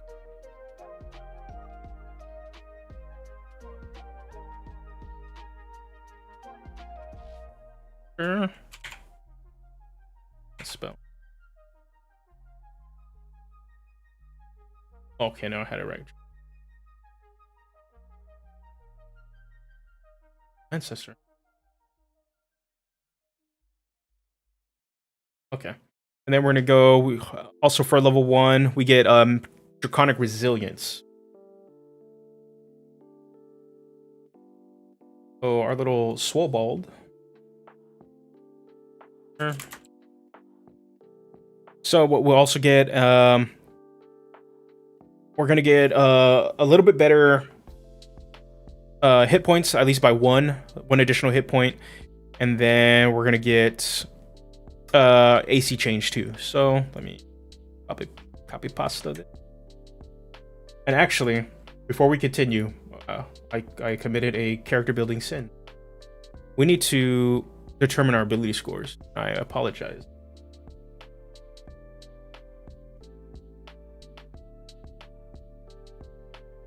Determine our.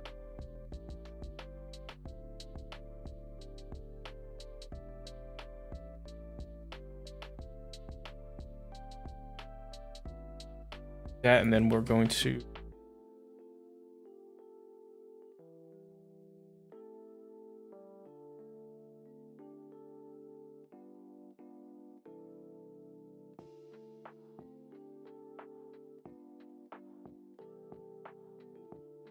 I'll go back to that right now too. I thank you for pointing it out. Missing that double proficiency against persuasion to dragons. Okay, but first let's rectify this. We need to fix our ability scores. So we're gonna rank them. So obviously our charisma is gonna be our highest, which is gonna be pretty funny because this character has the potential to be a face. So we'll put this as 1. Put this out. Okay.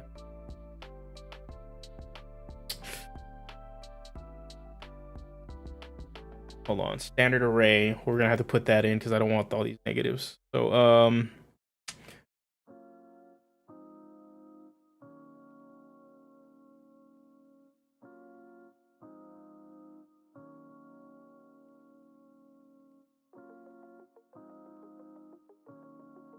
standard array.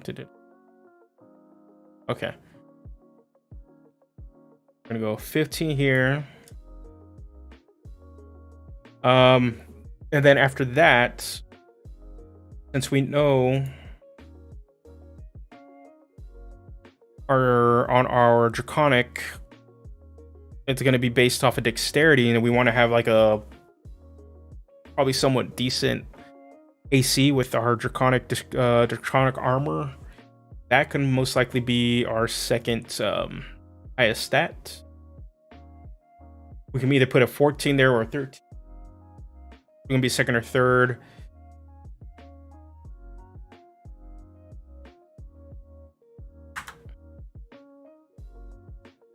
And maybe the 14 here. That's what I'm thinking. We'll go. Here's why. Since we have the +2 and the +1 ability score increase to anything we want, we can go charisma +2.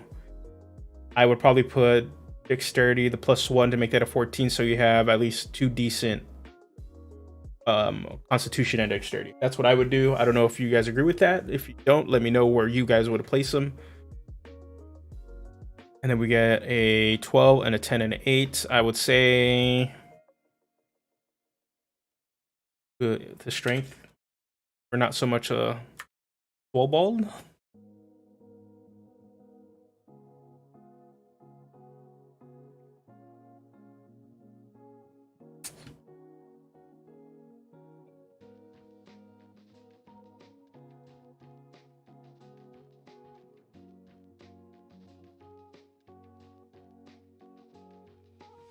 So then we're gonna go. I would personally do 12. Like, okay. So this is how I would rank them: charisma with Constitution second, and then dexterity. Constitution, dexterity, and the second spot. It really just depends on how you want. I think dexterity would be a good second choice because of your Draconic resilience feature you get. so you can get a higher AC. Say you want a little bit more health. Constitution's not a bad option either, so those are going to be your first or second. Then I would go with Wisdom as your fourth, just because Perception is really, really good and it's the most used stat or most used skill in the game. And then Intelligence, just in case you need to do the Arcana thing. Or you need to have your knowledge skills. And then even then, say you want to have your guy a little bit more knowledgeable, go ahead and flip the Intelligence with the Wisdom. Just a 1 point difference, but if you want your guy to at least be a little more on the knowledge side of stuff, that wouldn't be a bad idea either. And then just drop Strength, because you're not going to be punching bricks or not. He's just a kobold, not a rip RIP. But okay, but that's where I would go with that. And obviously, depending on how you guys determine scores at home and for your guys' games at the table, it could be a totally different thing. You guys can change these however you guys like. So, okay, now that we corrected our sin, let us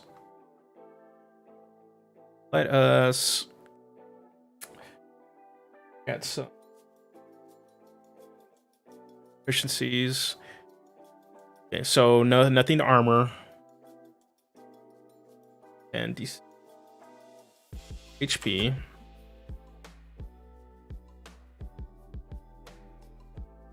Okay. Weapons are fine.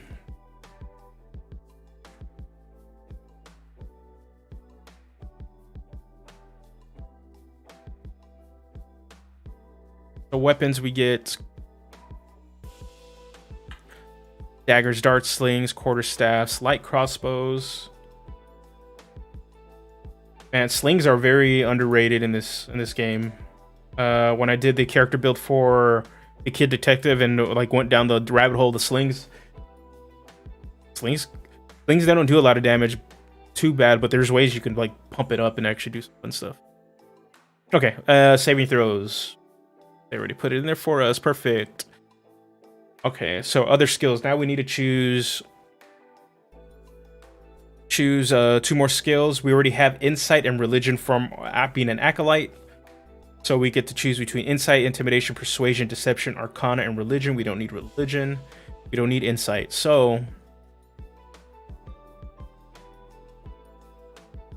I think the way we're looking at this, we probably want to lean into our faceness a bit.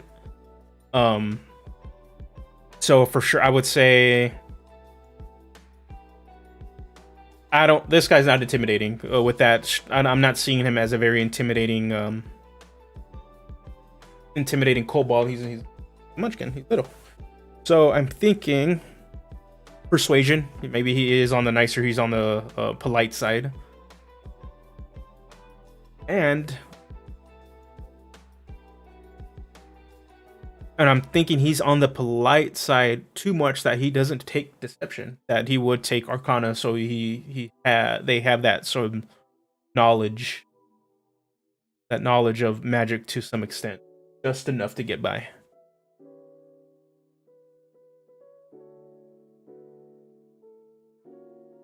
I'm thinking that. I think in our skill wise, we're gonna go Arcana, Insight, Persuasion, and Religion. They would be more of quote unquote good cop in interrogation or communication, social stuff, social challenges.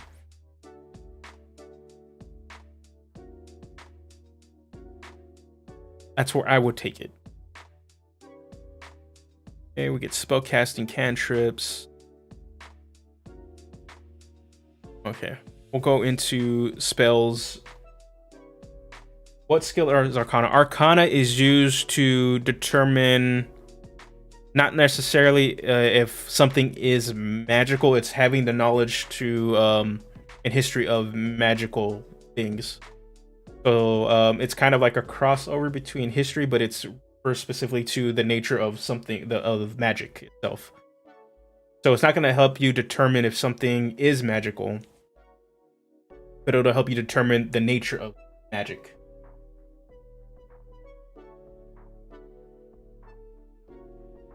So it'd be one of those things where, for example, as a wizard, you're seeing an enemy spellcaster cast some spell, but you take your Arcana as an action to determine the kind of spell that they're casting, and if you pass, can determine like, oh, okay, you notice that it's an enchantment spell. You notice that it's this kind of spell. Or may even tell you the kind of spell it is too. But in terms of like actual magical items and stuff, there's some leeway. Some DMs, I know I've done it, where there's a party that doesn't necessarily have identifier or locate magic item or something. Kind of lean that way. It's just spots along, but in most cases, it's to know the nature of a magical situation. Okay. Pretty much, if you are a wizard or need to fill that knowledge character, Arcana is probably one of the first ones you pick up. I think we'll get into now. Go up to our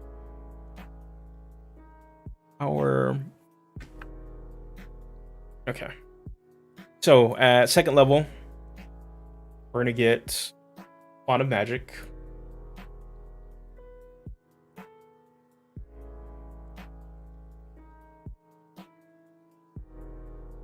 But what it is, so Font of Magic. So this is how we're going to be able to use our Sorcerer Points. Sorcerer Points is the main mechanic for sorcerers, for those not familiar with sorcerers at all.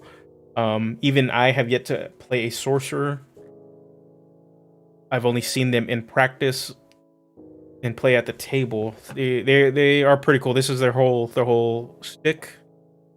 You spend certain points so that you can alter the spell effect of the spell you're casting, compared to other spellcasters where they have a range of spells. Sorcerers have a limited amount of spells they know, but they can manipulate them and alter them and change them different ways. So, and I believe we're gonna get into some Metamagic Options and back into. Oh, and then we hit third level.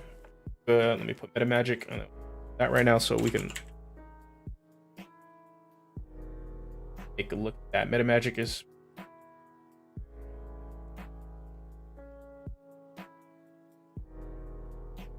and then okay, let's look at Metamagic. So you could spend, it'll tell you how many points you normally need to spend a sorcery point. Kind of like when you sorta. Okay, so Metamagic, careful spell. Pretty much there's different ways you can alter your, for those not familiar with it, can alter your spell. So you spend an X amount of points depending on the cost of the Metamagic option. So we get to pick 2 from the get-go, and then we'll gain 1 more when we hit level 10. So what I'm going to do is go ahead and pick all 3 now. So careful spell, you spend 1 point, and let's see, whenever you cast a spell that forces the other creature to make a saving throw, you can protect some of those creatures from the spell's full force. To do so, you spend 1 sorcery point to choose a number of other creatures. Pretty much this will help you, say you're going to cast Fireball on your party, unfortunately, or you spend that Uno point at 1 point to make them make the save. Still gonna get hurt, but at least it'll protect them just a little bit. Distance spell will increase the range of a spell for a point. Empowered spell, you can reroll damage. They roll damage up to your charisma modifier. And then we get extend a spell. You can extend the duration of a spell. This is really good for like certain concentration spells and buffs. Heighten spell. This one is expensive. It costs 3. But they get disadvantage. It's pretty much the opposite of careful spell. You put it on an enemy and then you spend 3 points to give them advantage. Quicken spell, you can take a spell that normally costs an action, spend 2 points to make it cost a bonus action to cast. Just be mindful. I just did a player tip for this one. If you cast a spell as a bonus action, that means the spell you can cast on your action can only be a cantrip. So this will let you kind of cast 2 spells per turn, but the only other spell you can cast is a cantrip. Pretty much you could do a quicken fireball and then a firebolt follow up or something like that. And then you got subtle spell, so you can cast a spell without any somatic or verbal components. So no hand waves or speech, but if you have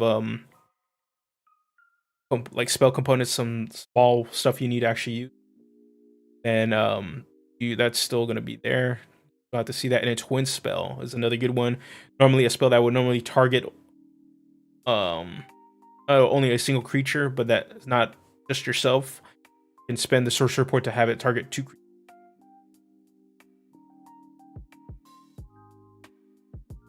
So the original spell has to be able to target at least 1 creature. So I like twin spell and I like quicken spell, so I think those are probably like your options.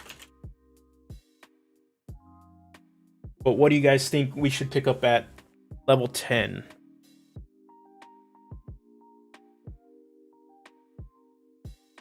Or your sorcery?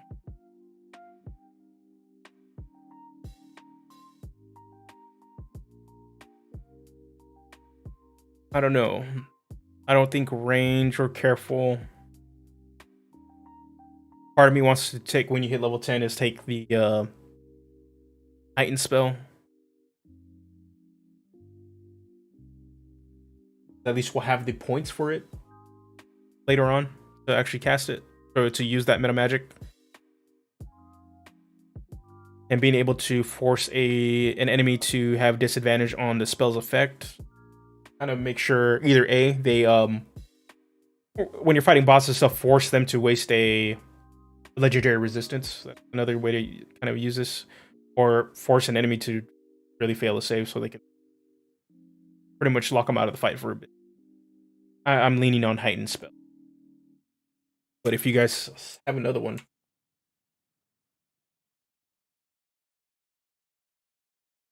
let me know.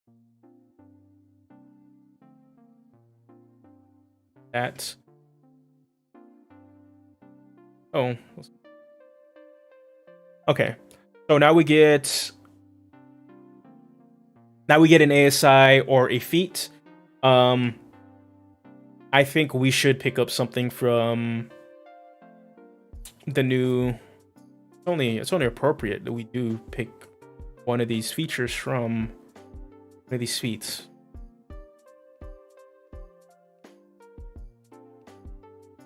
So, obviously, we can pick up metallic.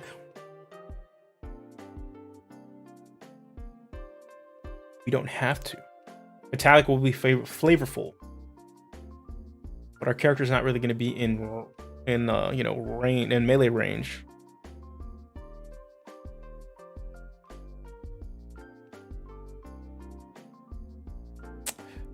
Them dragon, I don't know. We might not want to pick up with these guys. I don't think. Maybe if we did a Gish build with the sorcerer, that might be an option. But let's see what other. We can pick up Elemental Adept, and then there's Tasha's. Also, they don't get anything too crazy.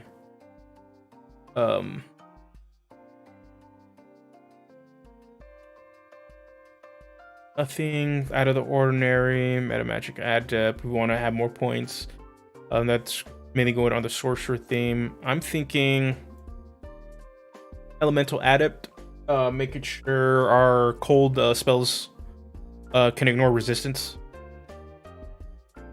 That's still not bad. Other than that, I'm trying to think. isn't anything. If we want a cure, a healing option, Metallic Dragon is not bad. And if we're sitting in the back line with other spellcasters, that's still bad.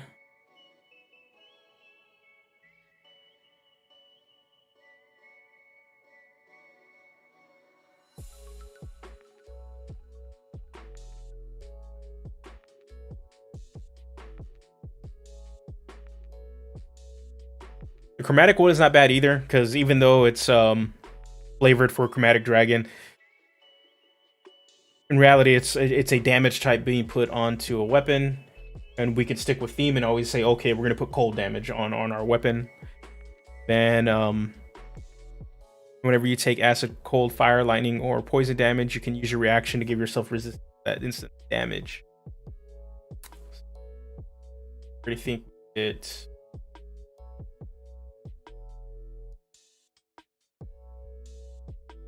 So, what do you guys think? We pick these up, or just pick up Elemental Adept? I'm thinking. I don't know. For me, like these seems really, really good for like melee characters.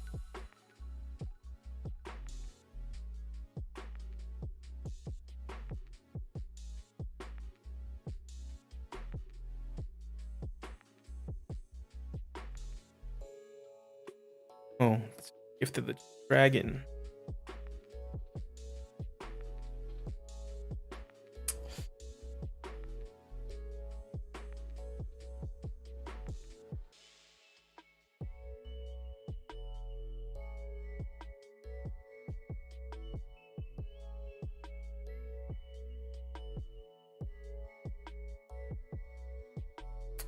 All right. Let's see. I think the safe bet. I think I'm gonna go with it. I think that's probably the best option to make sure our spells go through.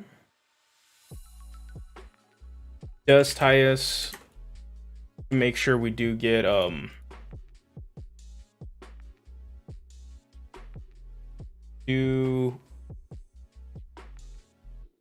we do need to stick with more cold spells, but that's a good thing because we do have that new cold spell anyway. A good one. So we do get Icing, Death's Frost, which is a sorcerer spell anyway. So okay, so look at it. 5th level, nothing. 6th level, we get a Draconic ability, Elemental Affinity.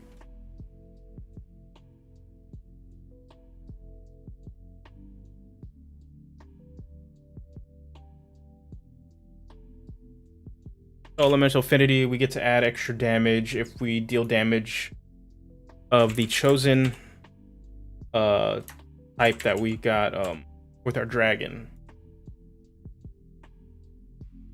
So we add an extra damage roll of that spell. So pretty much all cold damage. So we need to look at ice spells. And then Sorcerer. Okay. Level 8, we get an ASI or a feat. I'm thinking at this point with this one, we would get. We take an ASI, go into Charisma, and bring that up to an awkward 19, and try to get that as close to 20 as possible.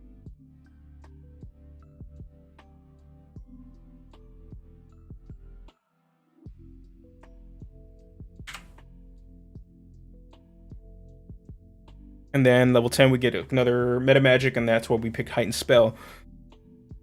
That's pretty much our base of the class. Now we just need to look at spells. That shouldn't take us too long. So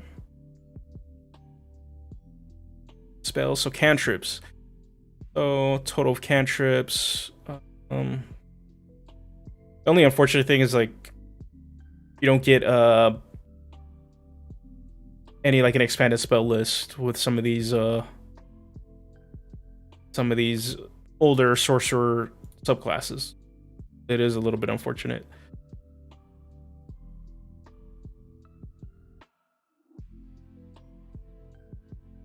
So,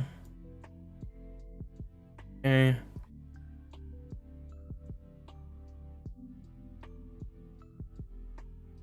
So we're gonna lean in all on these ice spells. So I think for sure Ray of Frost, obviously.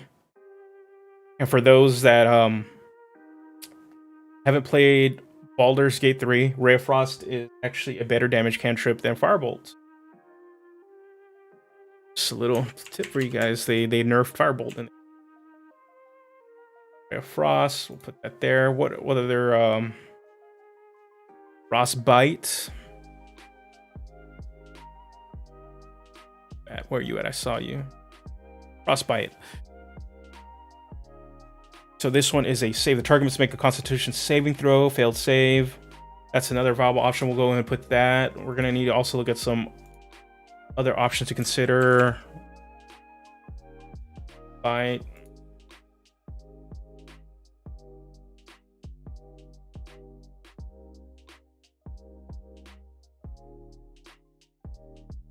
And then we need to look at Chilling Touch, even though it doesn't do any actual ice full damage. We need to have some other options down here that let us give us some utility. So we don't really need light. Mage Hand, okay, for cantrip, never a bad thing. Yeah, I'm thinking Prestidigitation or something like that. Prestidigitation or Minor Illusion are also another two really good options. I think Prestidigitation, though, leans more into what we're kind of... That the one that... Small magical effects. Yeah, because what was the other one that lets you... I want to say, like sent out your voice and stuff. But that might be a different minor illusionary thing. Odd odor.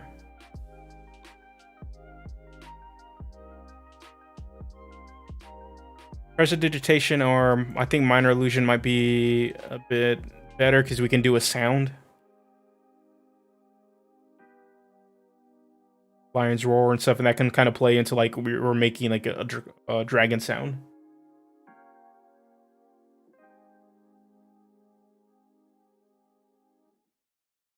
And maybe like we're using the... Yeah, I think minor illusion probably...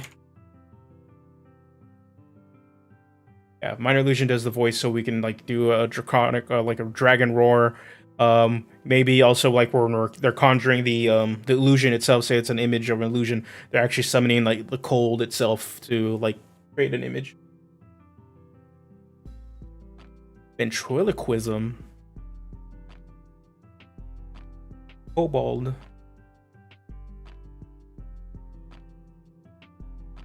Gummy. Okay. We can do Shape Water. That is another really good utility spell. Okay, and then I'm gonna get one more. Water is actually another one that kind of fits into this idea of using cold. We're pretty much making Iceman now that we really think about it. Iceman, the kobold. And let's see. And we'll put message on there. Message is another one that's pretty much will round out our the round out suggested cantrips. All right, so there's that. Okay, so now we're gonna go to level 1s. So we don't necessarily need to pick like all the best options. What we're looking for is just a few that'll let us get to the flavor of it. So obviously we want to lean in on trying to do cold damage, because we do get bonuses as we level into it.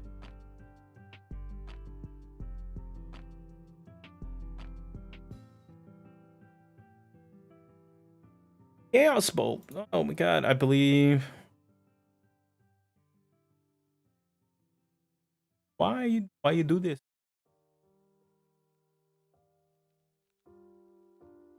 As ice knife.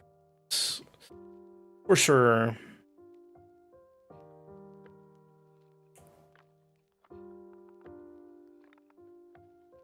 I'll lump all this stuff in there. Yep. That sucks.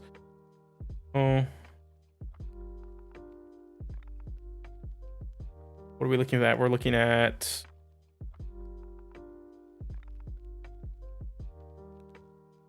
we need stuff, spells that ice knife. Ice knife is actually really good. Seen that get used a lot in my group's Ravnica campaign from the player that played the sorcerer. I want to say like Fog Cloud, another utility spell that wouldn't be a bad idea that plays into this like cold idea. We don't need that. We don't need mage armor. Shield is good. And on the way.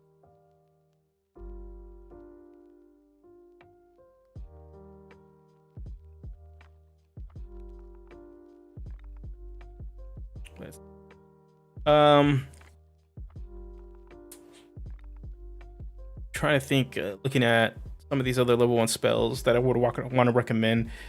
Just either fits into this. You just got Earth Tremor Expedition Streets. Knife, Feather Ball, Knife Jump, Mage Armor, Magic Missile. Shield is always good. Shield, maybe calling the protective powers of Bahamut off.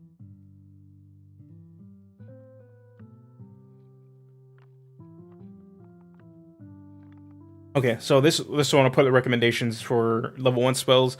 There's a lot more you can probably choose from. Let me see this Unearthed Arcana. There's no other level 1 spell on the list. So what I'm gonna do,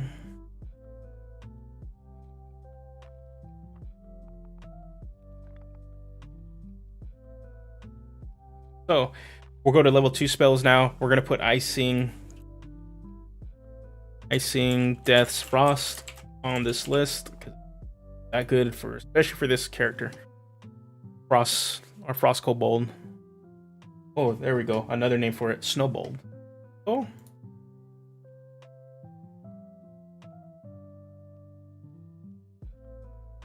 Snowbold.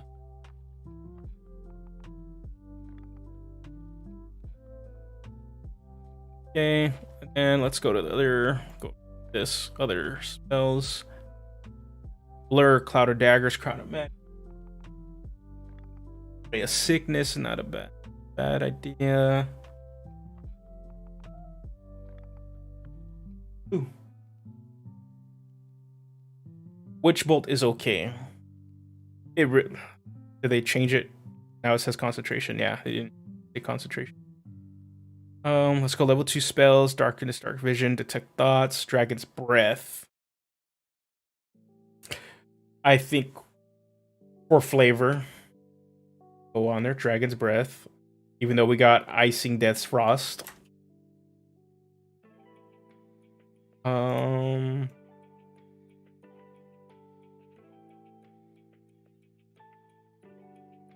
That's true. That is true. And is Find Familiar on here? Did I skip it? Ooh, they don't get Find Familiar. That is a shame. Why? Or just put Dragon's Breath on an ally or their pet. That works. Okay. I always put enhance ability because it just good. Always. Oh, just really solid to have on hand. And then I don't know. I want to put in Large Reduce because it does some cool stuff. but I'm not sure if it fits the flavor of the character. Let's see. Just a wind.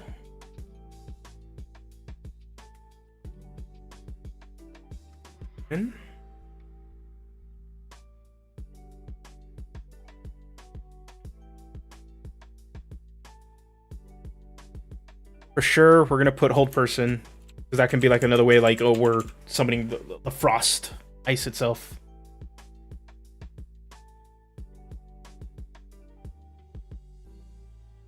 Big snowball. That. Oh, here we go. Yep.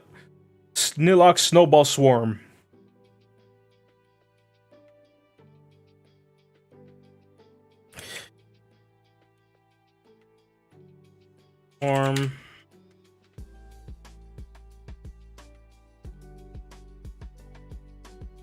Thanks for stopping by, Josh. Thank you, thank you. Okay, so I think we're getting close to second level spells, getting over this. Okay. Trying to think, that nothing really else. Oh, Misty Step, yeah. Why not? Step. Yeah. What I'll recommend. You have a lot of damage spells on ice, and maybe I'll leave it at that. Okay, let's go to third level spells, and then pretty much we're almost done, and then this build's pretty much built. Okay, so we need third level spells. Blink, Catnap, Clairvoyance. Yeah, counter spell, because I probably will get yelled at if the counter spell's not on this list.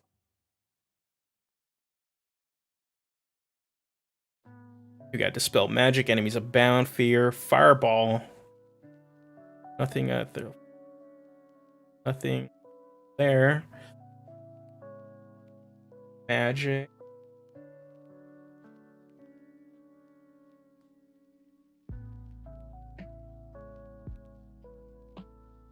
Still, Bahamut's Chosen. So we are an icy.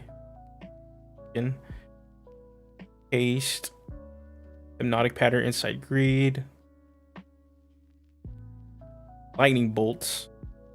Major Image, Protection from Energy. Here we go. Sleet Storm.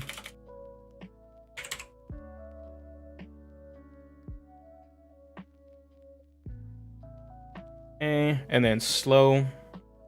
Another good one. It's like we're freezing everybody in the area.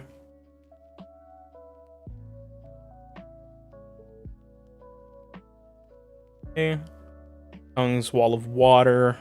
I wonder if there's a way to like freeze.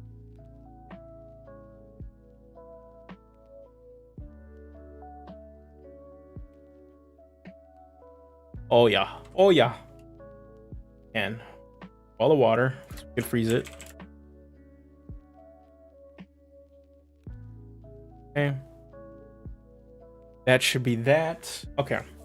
So we got two more spell levels to go through. We got level 4 and level 5 spells.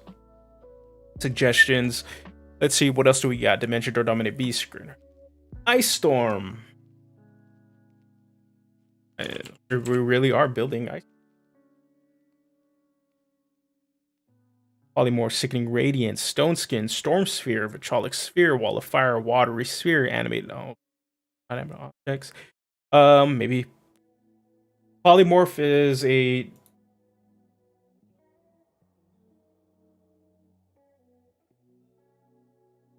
Gale says, is there an effect that lets you change energy types of spells damage? There isn't one as a spell. There is one as a subclass ability for the Order Scribes Wizard. They have an ability, originally started off as a lore master in the old UA, and it was completely busted, and they finally got it to be the Order of Scribes, and they have that ability. If I'm not mistaken, I would have to look. I wanted to say at one point Tasha's had something in the testing document, at least for sorcerers, or alternative spell options, or alternative class options, where they added a metamagic ability that lets you change spell types. but I'm not sure if it made it, if it actually made it past testing. I would hope so. But there isn't an actual spell that does it. For sure, the wizard does it.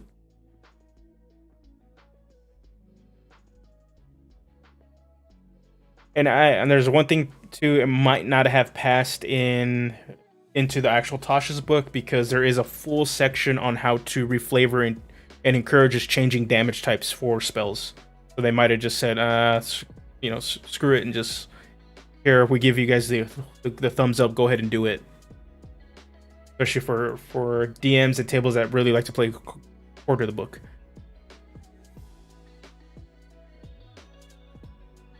Okay. Dominate Beast, Dimension Door. I'm gonna put Dominate Beast. I don't know. Part of me feels that you're gonna be like a servant acolyte of Bahamut. They would give you access to some abilities that would let you take control of monsters. Banishment, Blight,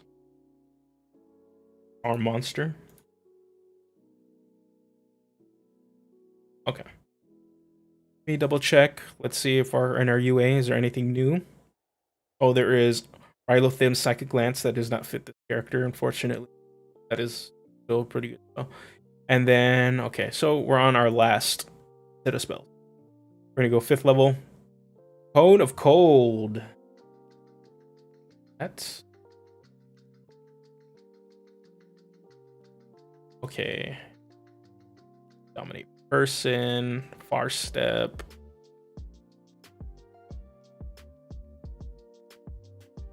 Old monster. We'll put that bad boy on there.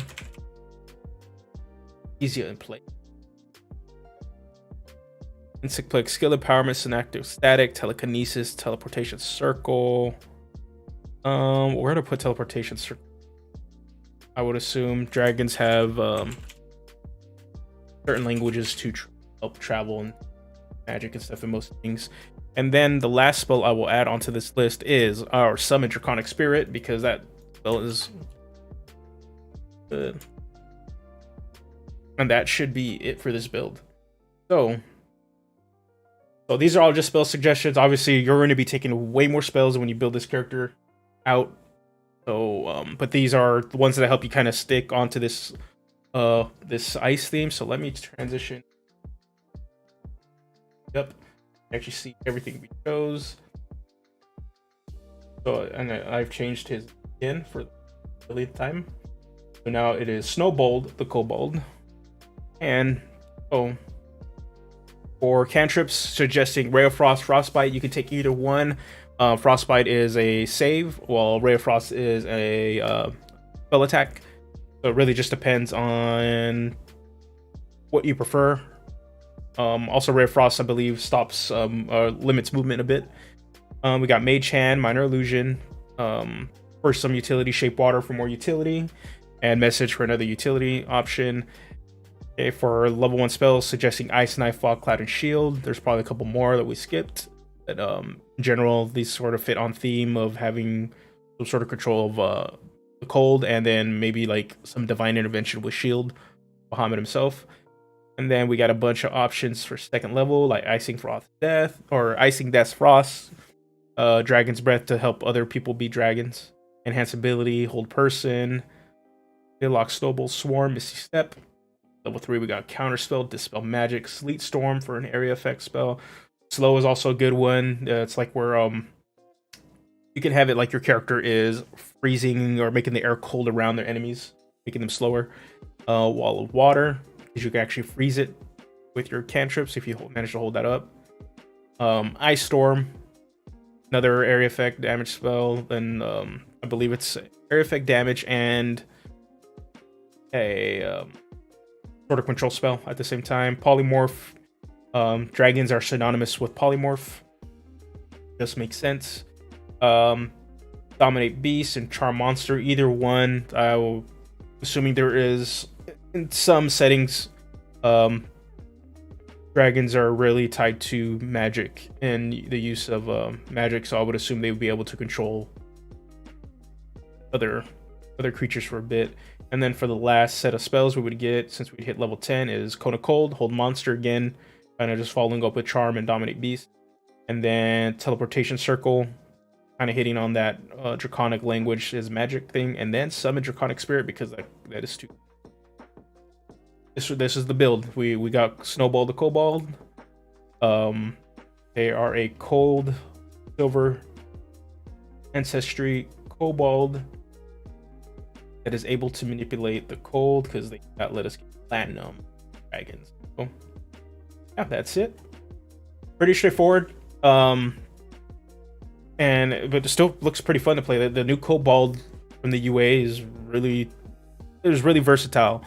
So it allows you to play a lot of different characters, and that's what I like. I like character options that let you do that. You're not kind of locked in like the older lineages that they've obviously introduced are for like traditional classic, and now that they know that the audience for 5th edition wants more variety, and while that does frustrate traditionalists, I would say probably the term to call them is they like the traditional way of playing D&D or these fantasy tropes. I can understand why they would get frustrated, but I'm on the side of more options to create the character you want. Not necessarily a bad thing that if they change half-orcs to not just be what is traditionally seen as the brute barbarian, that they make them vary, that they could be cultured, they're able to do magic without all the baggage. There's a lot of settings that change things, and while my gripe with 5th edition is that the setting, as much as they say it's not Forgotten Realms, it's Forgotten Realms. So a lot of the lore and everything that's being put into this is really set around that. My group tends to not play a lot of Forgotten Realms. We're really heavily into Eberron. We love Ravnica. We're big old Magic the Gathering players, so some of those things. But what? Last question before we close up tonight. What do you guys think? What do you think these UAs are hitting at? We have 2 Dragon UAs, and then we have a Fey Ancestry Lineage UA. Obviously, the Fey one is not connected to this Dragon one whatsoever, at least as far as we've seen. And that brings a bunch of lineage options. But we have a dragon, 2 dragon UAs. One that gives you more dragon subclasses, and then the other one gives you dragon options. Obviously, people are saying Dragonlance. I actually don't think it's Dragonlance. Our big thing is because obviously there's no Dragonborn in Dragonlance. As Scale said earlier, there is Draconians, which are similar, but they're not necessarily dragons. And I think Wizards has shown that they will make a distinction and make a very specific, even if it's similar, they will make a very specific distinction to cater to players. So we have Tabaxi, for example, but they also introduced Leonin. At the end of the day, they're both cat people. But they purposely did that to make them, to differentiate them and make them varied, and I think they would do that if it was Dragonlance. And I don't think they would hide behind the Dragonborn name. I think to hype people up, they would be, oh yeah, we're doing Draconians. They did it with Eberron, so I wouldn't put it past them that they would do that for Dragonlance. Yeah, Draconomicon. That's a lot of what I'm seeing just floating around. I'm not sure though. It'll be the first type of for 5th edition, because we haven't really gotten books like that for 5th edition that were pretty common for older editions, where you had a book dedicated to dragons, dedicated to undead, so on. They've been pretty good about trying to make the books part player, part DM. They're going to be like splat books. Yeah. My guess it's some sort of setting book, then, and we're just missing it. There they are. There's 3 setting books that are tied to classic D&D franchises, and obviously one is Ravenloft, so we know that. And there's 2 more within this year to next year that they're going to drop. So I have a feeling this is going to be tied to it and probably get announced by the end of the year. Or this could just tie into the storybook that they're gonna the storybook that they're gonna release towards the end of the year also. And they're just gonna make that like a big thick book, because campaign books tend to not have player options, and they might be one of those things where they're gonna sneak some in, get players to buy a campaign book. But I don't know if they would do dragons again, since the first major campaign was Tiamat and dragons. I don't know. But I think we're gonna close up tonight. It's getting pretty late. Again, thank you guys for showing up tonight. Again, we'll be streaming again next Friday. Next Friday where we'll start doing sub class design. So I will keep an eye on the community page, and I might put a vote early on to see what kind of subclass you guys want to looking into seeing being built. I have a couple options in my own brain that I'm looking at, and I might start with something a little bit simple, because I haven't. That's the one part of D&D homebrew design I haven't actually delved into subclass or character design stuff. So yeah, so we'll do that starting next week. It'll probably be like maybe a 2 week, and then we'll jump into something else after that. Other than that, you can keep up with me on socials. Dungeoneers Pack YT on Facebook, Dungeoneers Pack on Instagram, and DPack on Twitter. You can always get a hold of me too and join the community up on Discord. Fairly active. Gail's in there. Also, if you want to talk with him, we got a couple other guys in there too. A couple other people actually that are pretty active, and we talk about pretty much anything 5th edition and memes and stuff. Fun group in there. Other than that, you can always just support the channel on the Patreon. You can also support the channel here on YouTube, doing a membership, or honestly, the best way is just liking and commenting on the videos and sharing them. It always helps out. And again, thank you to the Patreon supporters out there. I know some of them were in chat also. We had Jackie and we had David. Thank you guys for supporting. And next time, guys, good one.